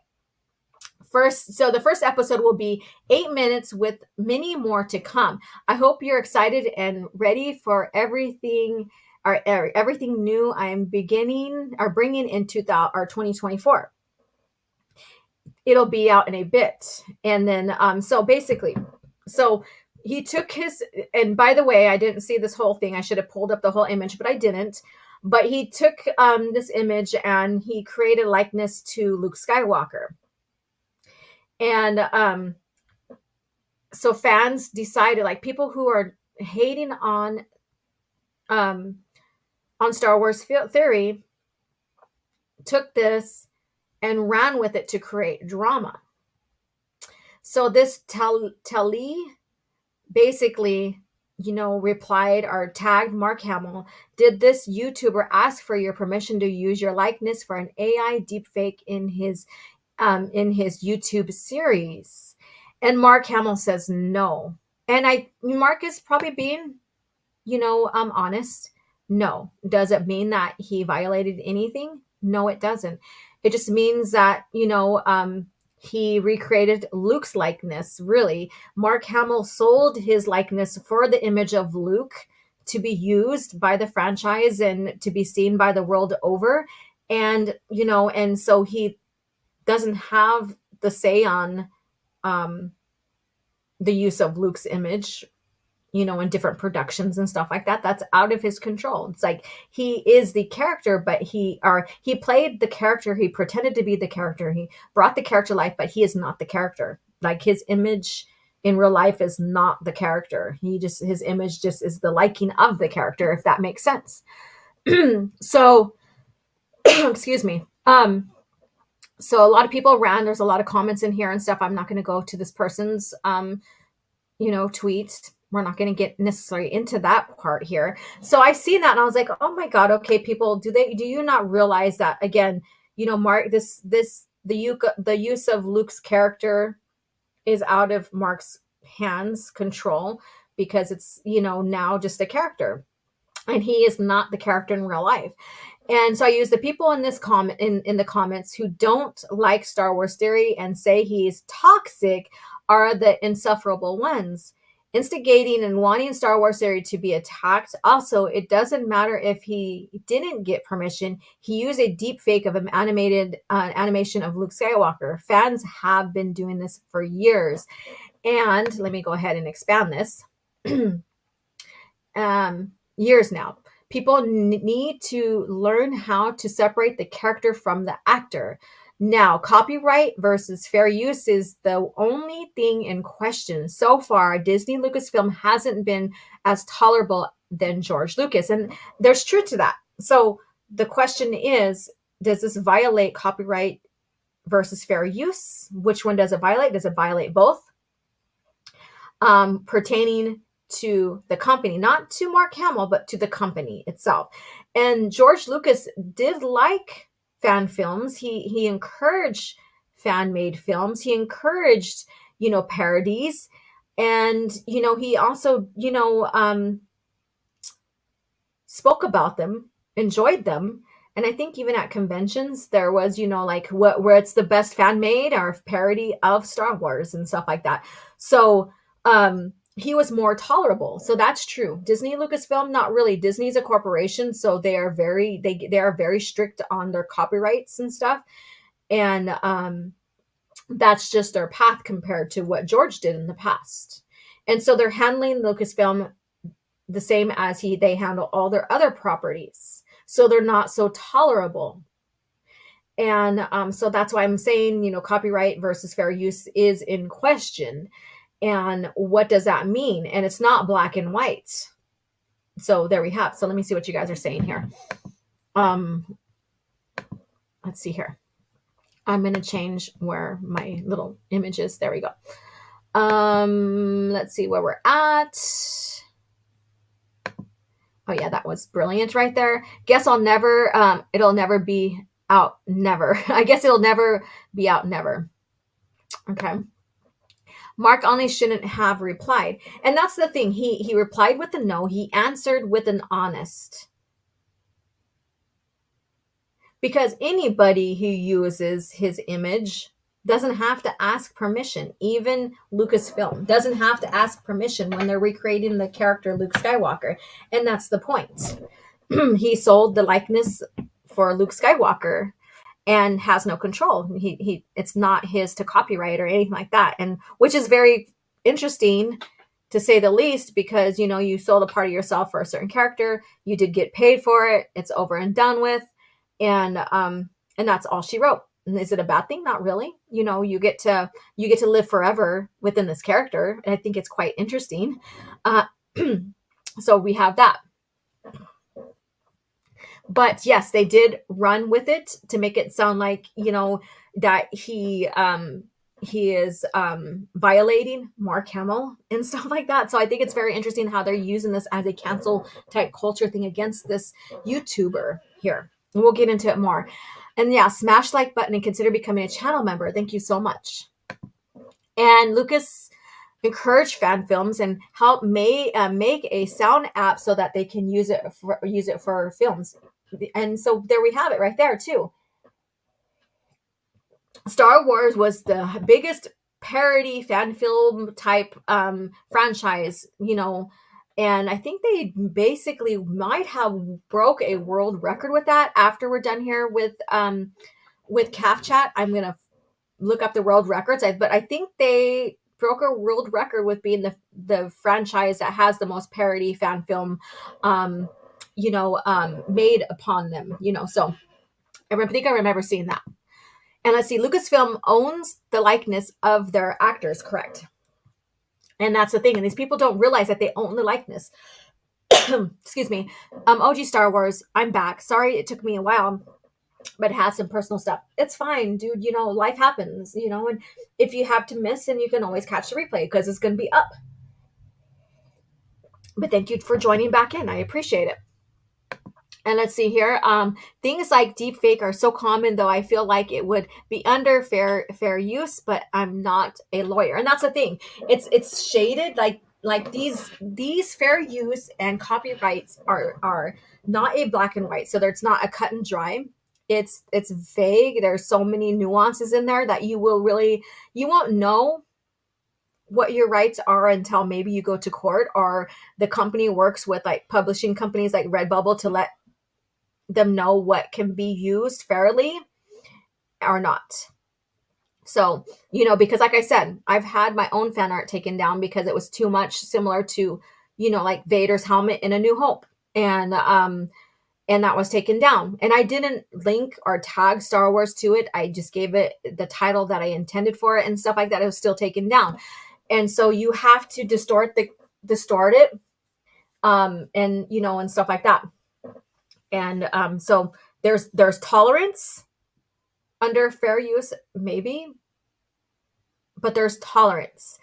But if you copy exactly scenes or what have you, then there's no tolerance. Then it goes into YouTube where fair use versus copyright and what you can use. Because I've had Disney go after me for using clips of Clone Wars 03 that I had to dispute, and then it got taken down. So, I won. And so there's all of that too. You won't know until, you are striked with it and you appeal it. And so that's why I'm saying there's no black and white issues with fair use versus copyright. You won't know, and you won't win or you won't lose until something happens, or if it's just left alone. So there's all those gray areas within, in these copyright. And then you go after 70 years, it becomes public domain. Star Wars has been in front of people for like 40 years now, almost 50 years.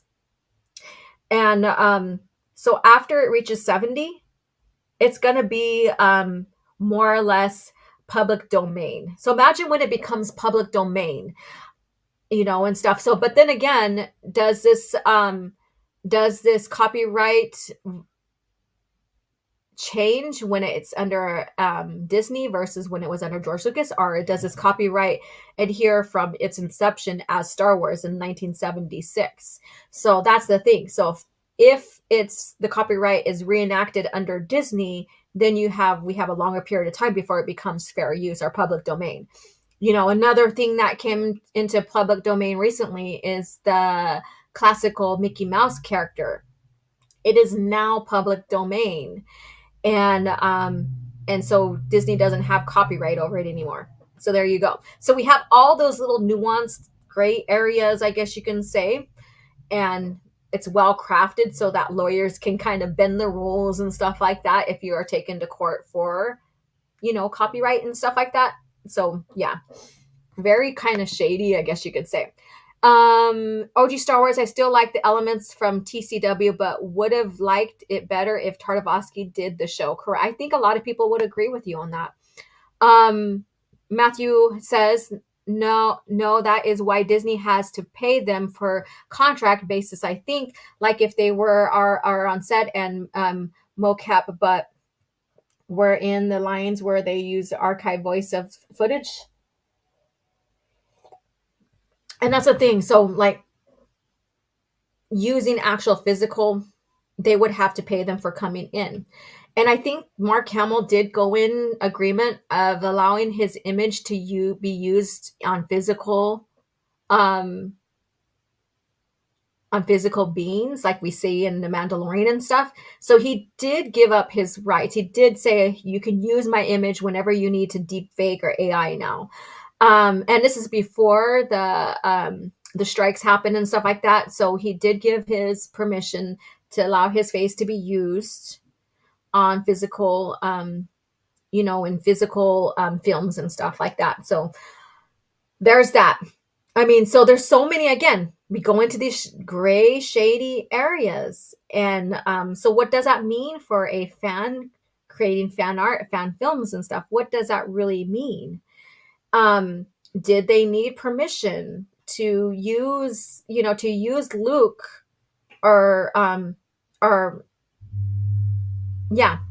did they need permission to recreate an animated version of Luke for their fan films? And how much did they have to change some of the characteristics for it to be within the realms of fair use, I guess you can say, or to be tolerable, I guess you can say? And again, that's where we go into gray areas. Because Mark did Mando, but not Book of Boba Fett. Right. So, yeah. So, like I said, there's a lot of gray areas there. But he's not using a physical character or physical being for his fan films. And so, again, does he need permission by Mark? No, he doesn't. He does not. Let's see here. For sure, I would have preferred if TCW was directed by someone with experience instead of a random dude picked by his own friend as a surprise because of nepotism. Let's see here. Some fan films are getting into the point where they can match the films with story and effects. And that's where you get like with the technology advances as well. So we get into that. So let's get further into this because I wanted to share more what was going on here. Let's go ahead and nope, we're not doing that. Okay. So some of these comments are pretty funny, like someone saying that this is literally what SAG strike was about. And actually, no, there was more to it than just about AI and stuff like that. But we're not going to get into that. People's, not liking Mark as much. And then, of course, a sarcastic reply here, not towards me in a bad way, but just being sarcastic about using images and stuff like that. So that I thought that was pretty funny. And then, of course, AI is a controversial topic, which we all agree with. And we get into those areas there, like what is allowable, what is not, are our images now going to be taken without us knowing? There's a lot of that's been being discussed since AI's inception. And so we have that. And then, so someone trying to be snide with me here, people need to separate the character from the actor. quoting me. And then also Mark Hamill said he didn't agree with Last Jedi, Luke's take, so it's not Luke. So acting as if these are similar things, which they are very different. The actor making a comment about the direction of Luke is not the same as, people, separating or not separating the character from the actor. So those are not, this is just a straw man right here. And then someone says, would you be fine with someone taking your face and voice to do whatever they see fit with?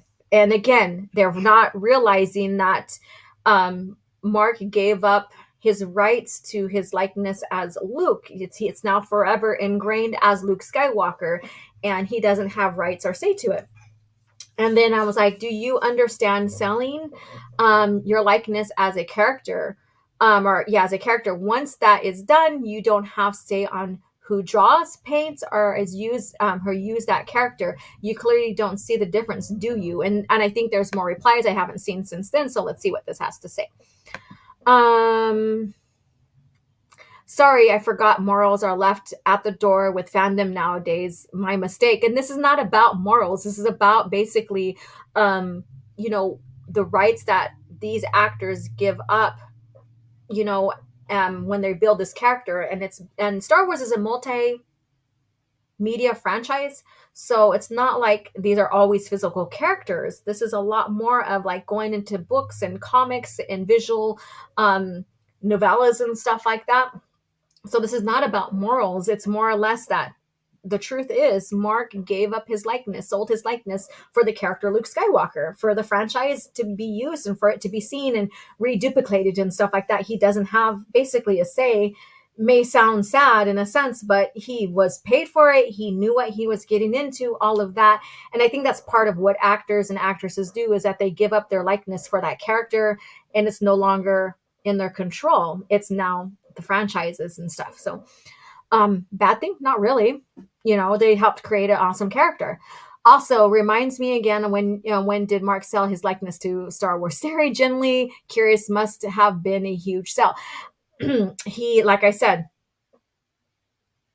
he used Luke Skywalker's image, not Mark's. There's a difference, and this is where people need to separate that. So, and then he goes on here with his little ramble, but we're not going to get into that. So let's scroll down some more. Let me see. Do I need to get out of this guy's? Yeah, let's go ahead and get out of this guy's comment here and scroll down here. So again, people, not knowing what they're talking about, not knowing what character, what instills with these actors, how developing these characters, they no longer have control of that image because, again, it's a character. It's not them. So we have, people replying here and there. So let's get into some more further into this rabbit hole, I guess you can say. Let me go back. Okay, good. And I did make, let me see if I can, I'm going the wrong way. Let me scroll up here because that's the very first reply. Because I'm like, seriously, people, this is a nothing burger. When I painted Luke Skywalker, I didn't have to get permission to use Mark's image because he ceases to be Mark in there. That's the character. His likeness is now Luke Skywalker. He's not Luke Skywalker physically.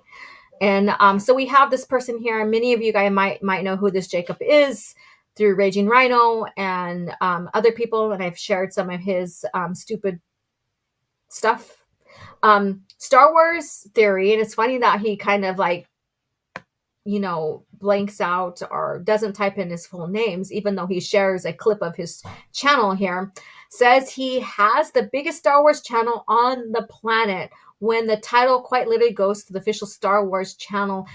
Is so funny to me. And I think, and then I did share this out where I put, talking about fan channels, not the fictional channel, you idiot or you dolt. So basically, he's referring to himself as the biggest fan channel, which he does have the honor. It would be so interesting. It would be so fun if my channel can get up to 3.31 million subscribers. That would be epic. I would be so grateful for that. So as a fan channel, he is the biggest Star Wars channel. He's not the official channel, and he's not saying he's the official channel. And this is where this person confuses that. Imagine just being little off from the same amount of subscribers as the official Star Wars channel. That's friggin' amazing. As a fan channel, that's friggin' amazing. So right here, 4.04 million subscribers of the Star Wars channel. And just being under it, like coming this close, and with all this attention that the Star Wars theory is getting, he's probably going to gain more subscribers. So imagine hitting this milestone as being as influential as the actual Star Wars channel. That's friggin' amazing. So I don't know why this guy thinks this is a got you, because this is not a got you at all.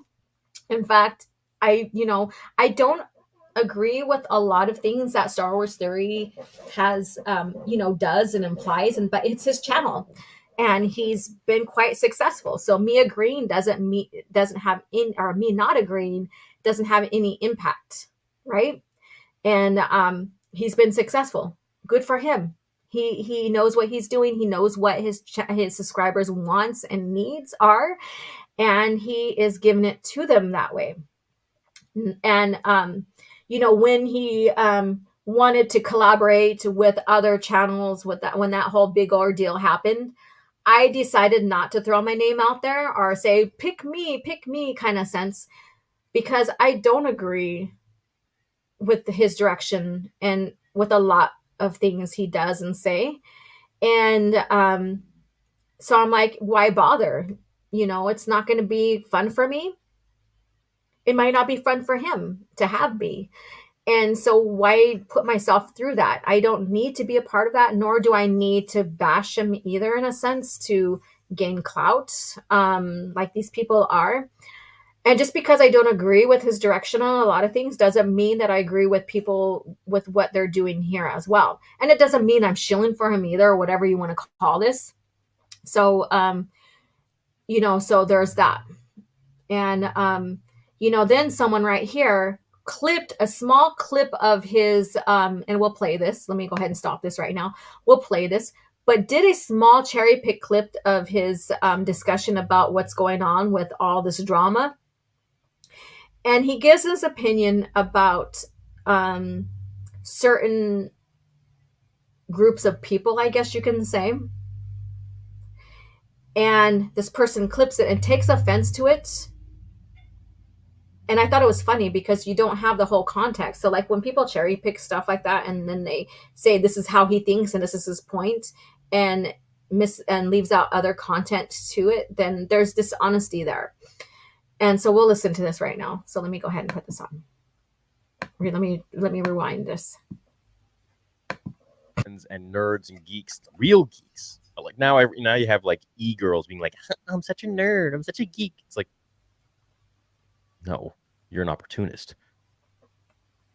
Anyways, back then it was like the real nerds. And so that's, like I said, it's cherry picked. He's talking about the certain sect of people, they call it e-girls, whatever they are. I haven't really looked into that. He's not talking about women in general, I guess you can say. He's not definitely talking about me. I'm not an e-girl, whatever that is. So this person's like, there's the misogyny. I am a real Star Wars fan. I have loved Star Wars all my life, and I'm happy for you because I'm in the same boat with you. I eat, breathe, and sleep Star Wars. You're just a little boy mad he's got to share the sandbox with girls now. Get a life. And that's not the case, because I have never, like, if you want to go into like gender, sex, or whatever, I've never felt like he imposed his thoughts against me in a misogynistic way, ever. Like, even when I did have conversation with him, he's just talking about a specific like type of e-girls. It could be like e-girls. And like I said, I don't know what the hell they are. And so I replied to her, are you an e-girl? If not, then he's not referring to you. And that's the thing, is like, we're not e-girls. You shouldn't, and if you are, then again, maybe he is talking about you, and then maybe then you will have an issue with that. So is cherry picked. It's picked for a reason and stuff, just to create more hate and stuff like that. Should he have said this? Maybe, maybe not. That was his choice. And then let's see, let's go up a little bit more. Like, you could see a lot of people just through just what I'm sharing here, you know, anti this, anti that when it comes to him. And then let's see here. And then someone says, Star Wars theory, your days are numbered. And I thought that was hilarious. And then Tim shared this image of, it's a sticker of Luke Skywalker. I still have the sticker of Luke Skywalker. And so I quote retweeted it because, like I said, I like to make fun and poke and make people laugh over stupid situations like this that are nothing burgers. And I said, did you get permission from Mark to share his likeness? And so, you know, I did have people reply to this, which I thought it was funny as well, because some people got really triggered off of just this joke I was making light of a stupid situation. So someone called me Star Wars theory shill, which I thought it was funny. He thought this was brilliant, of course, and sensational dead. And then, of course, someone's like, yeah, you know, kind of deal. Then we had people laughing at it because, like I said, the people are taking stuff too serious, wanting to lead campaigns on canceling people and stuff like that when it's nothing. It's nothing. And so just to poke fun and make light of and make people laugh out of stupid situations, I like doing that. And so, and then someone's like, Star Wars theory was using the likeness of Luke Skywalker. I don't know why everyone is talking about this Mark Hamill bloke. And then some, you know, people, we have more people laughing at this as well. And then someone puts Mark Hamill no here. And then you cannot be this daft to think this is remotely the same, you know, so and not getting the point, and then someone else not getting the point. You're a professional at being a moron. So some people getting triggered by this simple bit poking fun, making fun of this situation, turning it into a joke, which I thought was quite funny when people get triggered off of just laughing over something, you know, so. And then let me see, what else do we have here? Oh, and then finally, where is it at? Is it on this one here? Let me go ahead and get out of this here now. And I want to pull up something else. And let me see what you guys have to say. Let me see what you guys are chatting about in the comments here. All right. The scary thing about accounts like Jacob are not their views. It's how many likes and retweets they get for those views. The fandom has been overtaken by SJW weirdos. And yeah, it's like weird. It's like I said, you know, Star Wars has been polarized now when it comes within the fandom. And it's, some people can't separate themselves from that anymore, where they get now frustrated and basically leave the franchise altogether. And I know you've spoken about this a lot, Tim, about like distinguishing and separating, you know, the new Star Wars or Disney Star Wars from the classical Star Wars, George Lucas era, and separating those two lores so that you can still remain and be a Star Wars fan and stuff like that. So let me see what else you guys have to say here. Let me see here. Let me see, if anything, since it's just announcement, if they had some decency, they could have simply said that Star Wars theory, what is allowed and what is not, or maybe not even say anything at all. You know, like, you know, we have Darth Angelus who is making, you know, remaking or, you know, doing a fan film series or episodes from Heir to the Empire. He's got Luke Skywalker on there. He does look like Luke Skywalker in a sense. You know, maybe there's enough change to people will not refer it to back and say, did you get permission from Mark Hamill? But my point is Mark Hamill's image, his likeness is Luke Skywalker, and he doesn't have a say anymore, basically. And people don't realize that. Let me see here. I like I don't know if it's true, but Ingruber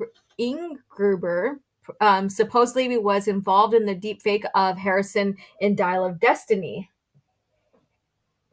I wouldn't know that. So if anybody can pull that up and share a link here on, you know, if it's true or not, like if someone did report it on YouTube or if there's an article or anything like that, That would be interesting to know.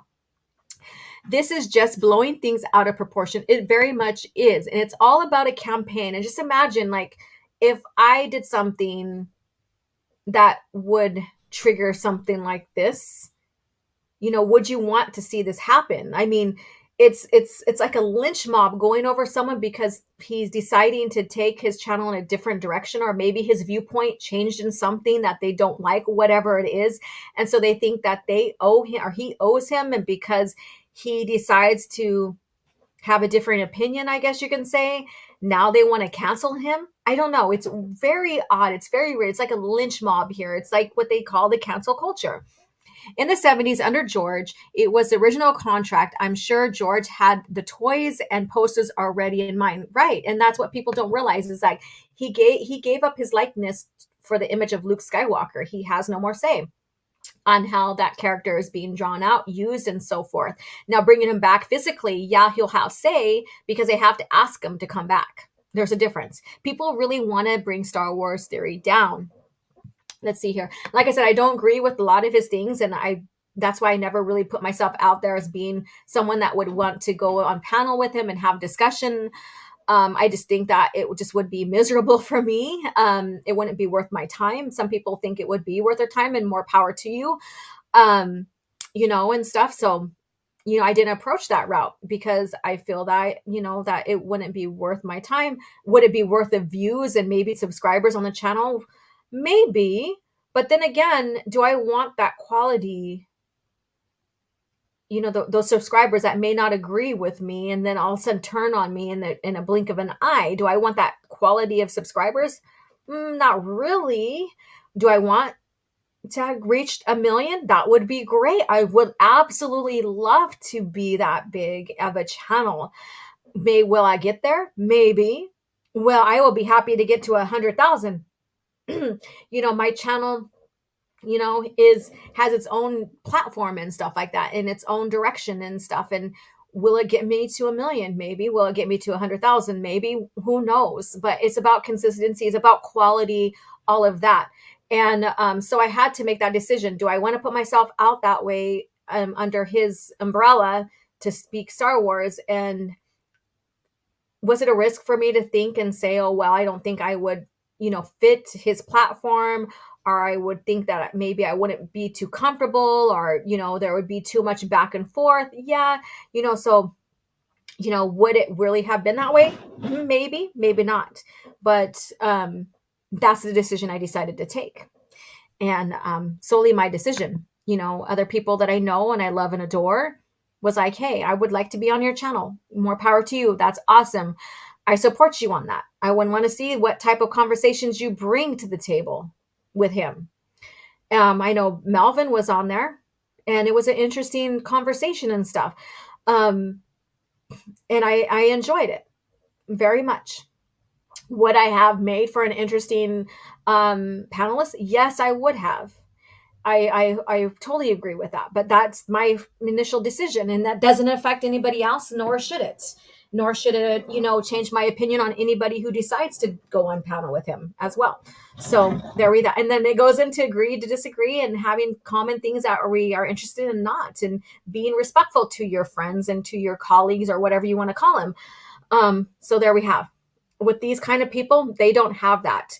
All they think about is grabbing their pitchforks and having one thing in common and taking down a channel because you don't agree with them. And I think that is disingenuous, and it's a very low way of going about things.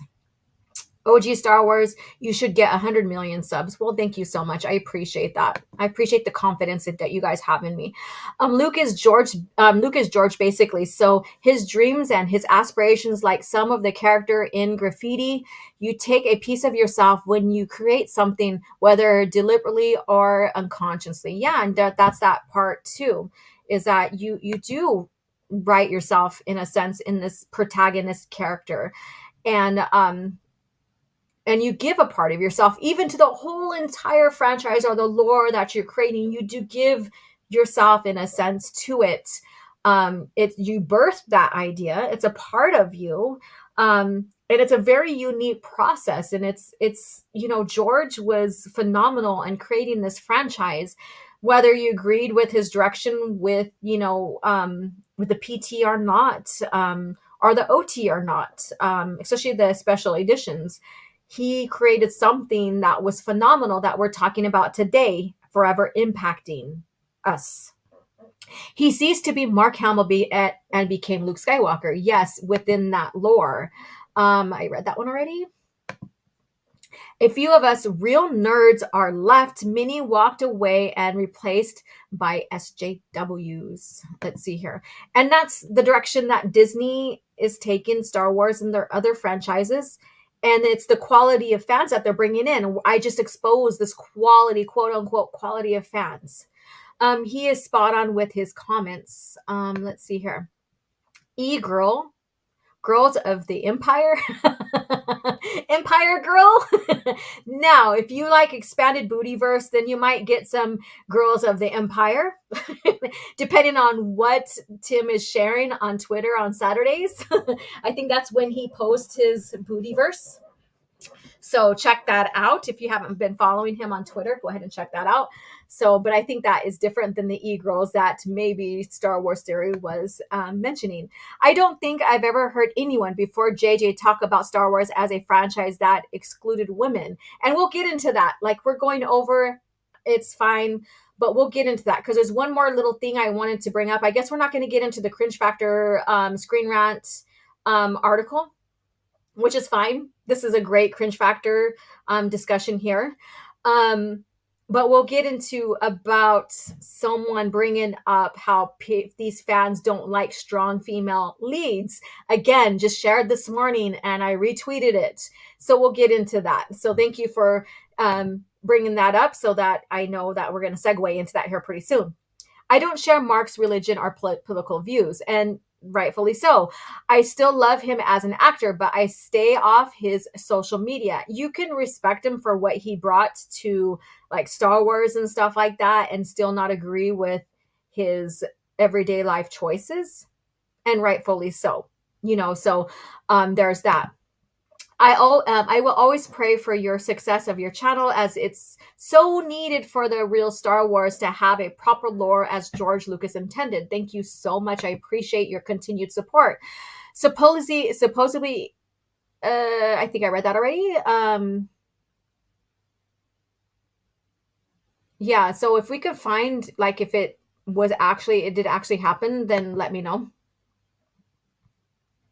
Let's see here. And okay, we're coming to the end of the chats here. And I'll bring up this other piece of information that was Mark Hamill recently commented on. So this kind of breaks these pitchfork mob, anti-Star Wars series mobs take on what they're doing against Star Wars theory. So I'll bring that, and then we'll lead into what we're talking about with the female leads again.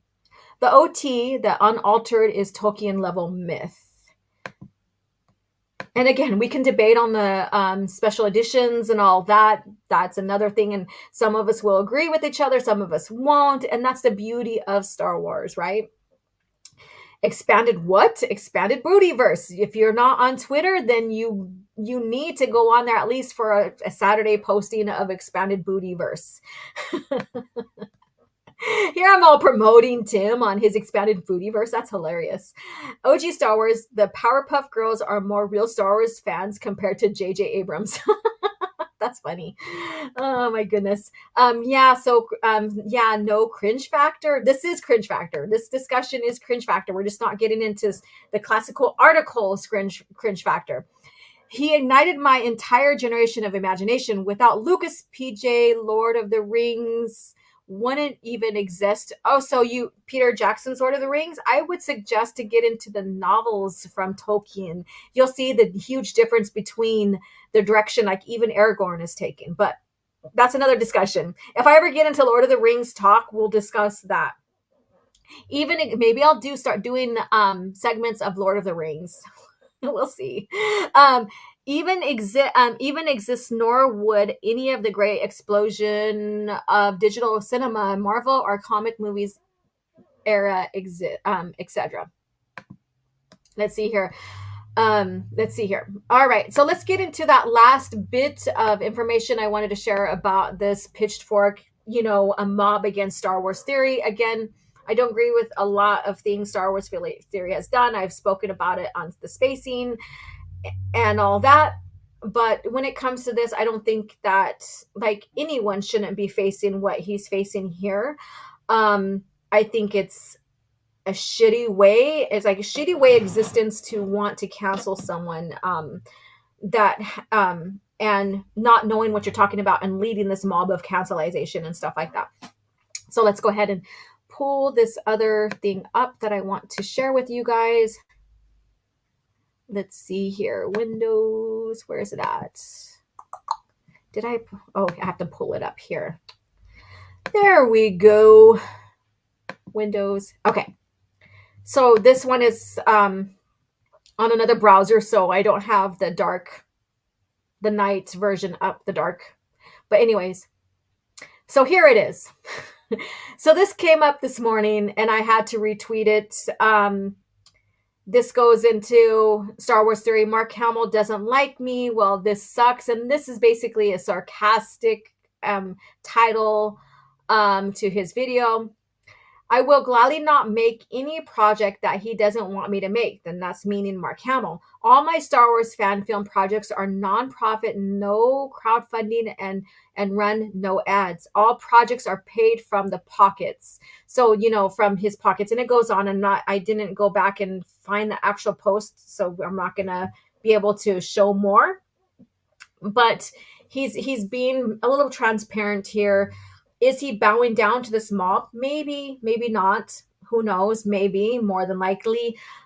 Is he bowing down to Mark Hamill? Maybe, most likely. But he's also, because of his backlash with Disney Lucasfilm, with the Vader show that he created, fan film that he created, this is how he's choosing to go about this from past experience.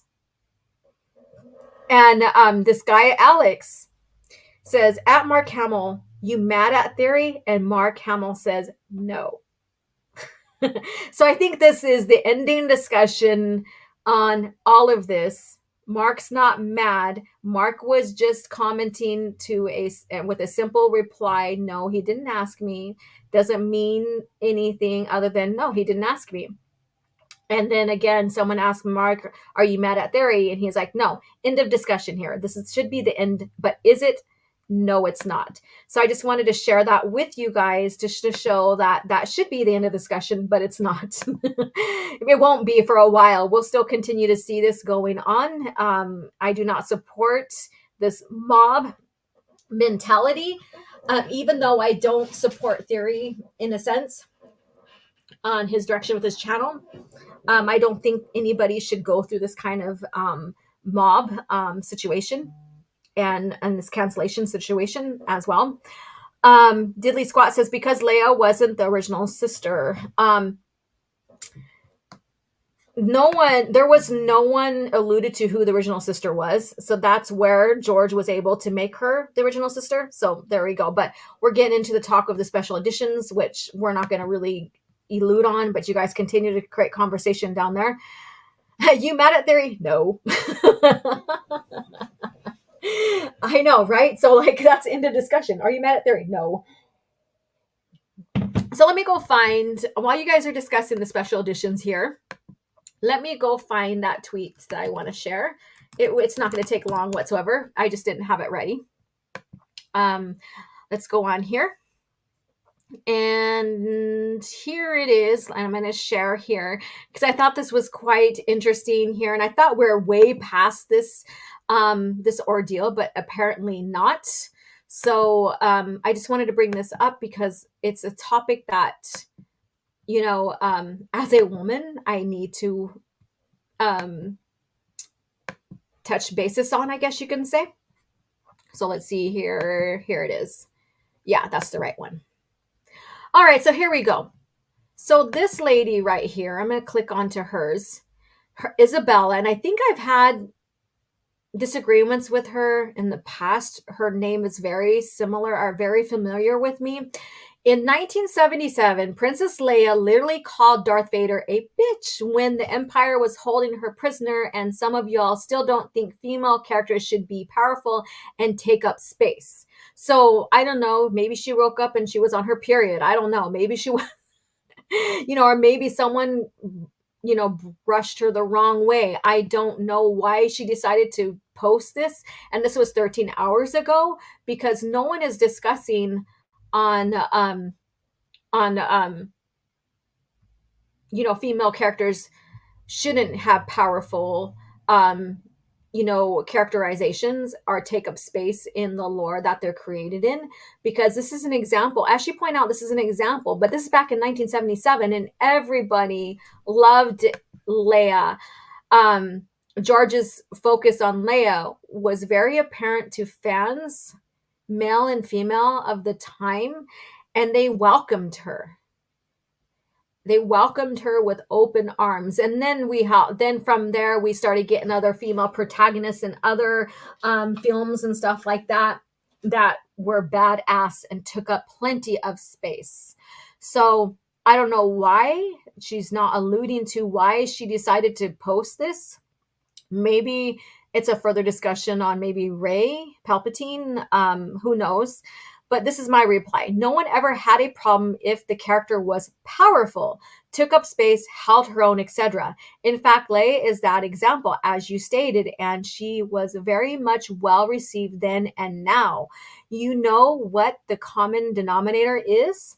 Well-written character. When the character, and we are talking about a female, is not written well, then yes, fans will not like the character. That is not being sexist, but this all takes critical thinking, and you seem to be pushing a thoughtless narrative to shame people. So that's my opinion on that. I think this is just a way of shaming people because maybe they don't agree with how a female character is written, and she seen that and decided, and it probably within Star Wars, because she's referring back to Star Wars more than likely, and so she decided to make a comment about it. And that's never been the case whatsoever about Leia, about female characters going forward, and even in the past, when these creators created these characters. And so I don't know why this has to be a topic again. I don't know why she can't see that people didn't have problems, that the problem is how the character may have been written. But it's a false narrative. It's a thoughtless false narrative just to shame people. And so that's why I wanted to bring this up, because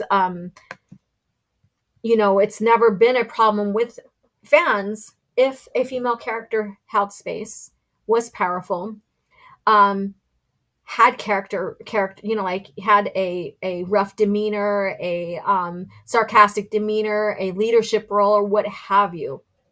So again, this is being highlighted again for whatever reason. I don't know why, but as a female Star Wars fan, I thought I would just chime in on that. I don't know if anybody replied on this because I did it before we went live. Let's see here. Okay, we're still on my thread. This Star Wars shit is all toxic as hell. Not sure how you do it, OG. Let the babies have their fake history, revisionist, dogpiling crap. You'll say the real thing. You'll counter with something else that their minds made up. It's bouncing your head against a brick wall, thinking you can make a hole. Meanwhile, it's just giving your brain damage. We just can't have nice things anymore. Star Wars, Indie, Doctor Who, MCU, the X-Men. The list just keeps going. I'm out. Until Disney fails, we'll just keep losing IP. But we're not losing in a sense. Like we still have George Lucas era. We still have everything created before. And it's just a choice of where you want to land. Excuse me. If only some of y'all, some yearns, it's a massive problem. So, and me looking in the film script to find exactly where Leia literally called Vader a bitch. And then this kind of people who believe Jennifer Lawrence when she said, "I'm the first female action hero. I know that was weird. That was very off when she said that, because that's not the case. She used the word leash and stitch in reference to her dad. Oh, so as a heads up, Leia doesn't know that that's her dad, and her force power does not happen until she meets her brother. But Disney retconning that. Yeah. So, in the most even loved young Leia in Obi-Wan, this narrative that the fandom is against a strong female character is weird. The only one I've seen criticized is Rey, because she's ass, or basically poorly written. There's a lot of things that they could have done better with her. Leia, Ripley, Sarah Connor, how even Jackie Brown and Charlie's Angels. There have been many well-written, well-respected, and beloved strong female protagonists. These people are delusional. Like I said, something triggered her, so she had to post this. And as a female Star Wars fan, I thought I'd probably, expand a little more on that. So there we go. We're not going to get into an article for Cringe Factor. This is our Cringe Factor for today. So this article I wanted to share basically was about George Lucas prequel trilogy setup, Star Wars greatest flaw. So going back and, demeaning George's creation of the prequel trilogy. We're not going to get into that. Maybe we'll save it for next Thursday, or maybe something else will catch my eye on. It'll be Cringe Factor. So stay tuned next week stay tuned for updates on what we're going to talk about for Cringe, or for not only Cringe Factor, but for Star Wars lore. And also about the actual, if I'm going to do lore, expanded lore live, or it's going to be pre-recorded. If it's going to be pre-recorded, it's going to air every Tuesday or every other Tuesday. Go on to my YouTube communities and share what timeline you would like to see where we begin on expanded lore. And also, channel members, go and give a date and time. You can give several dates and times that work for you. I will find a common denominator, basically, to where we'll set the date of the watch party for Clone Wars 03. And we'll get that set up for the new year as well. I look forward to doing this with channel members. If you haven't been or haven't become a channel member, consider that before the time frame. And I would love to have that watch party, have you a part of the watch party as well, including other channel member perks and stuff like that. So thank you guys again.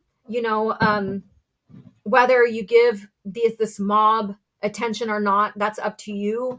You can leave it alone and let them just remain with their pitchforks or whatever, or you can kind of highlight it and say, this is where the direction Star Wars is going, whatever. But I just thought I'd discuss this a little because it does need a little attention. Even if you don't care for the person, the content creator, I don't think that this is deserved, nor should be a focus, I guess you can say, on, and this cancel culture and this mob mentality is such a horrible effect, and it's funny, like I said, that they can go and say, oh, us EU people or us George Lucas people are very toxic because you don't care for Disney, Star Wars, or whatever, but then yet do something like this.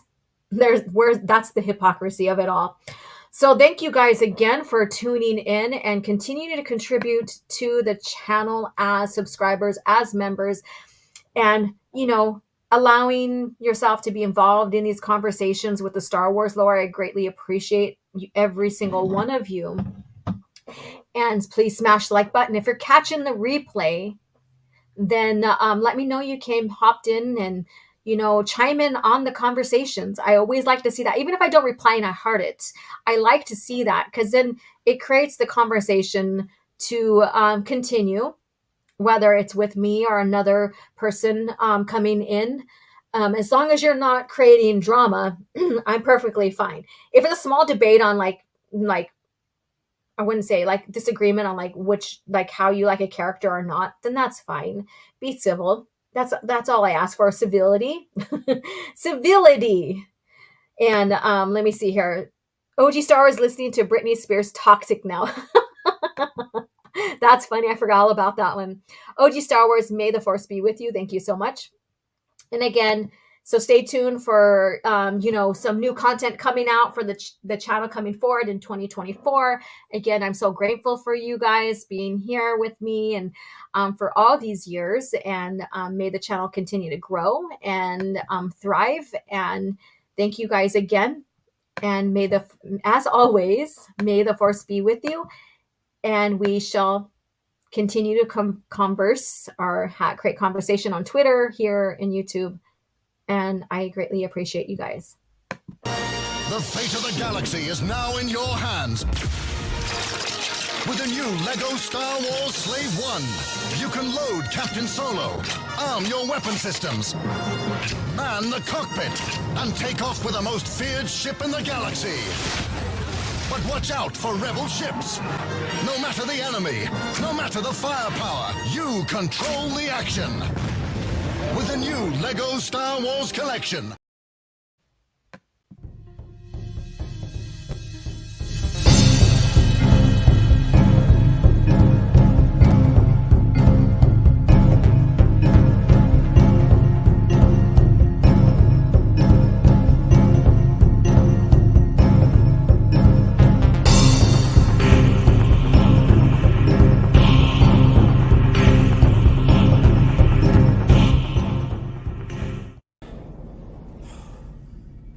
Another happy landing.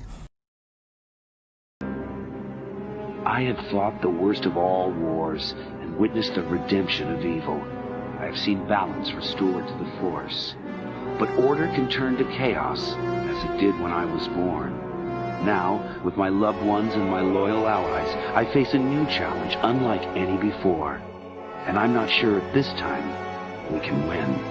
Star Wars Vector Prime by R.A. Salvatore, the first novel of the new Jedi Order.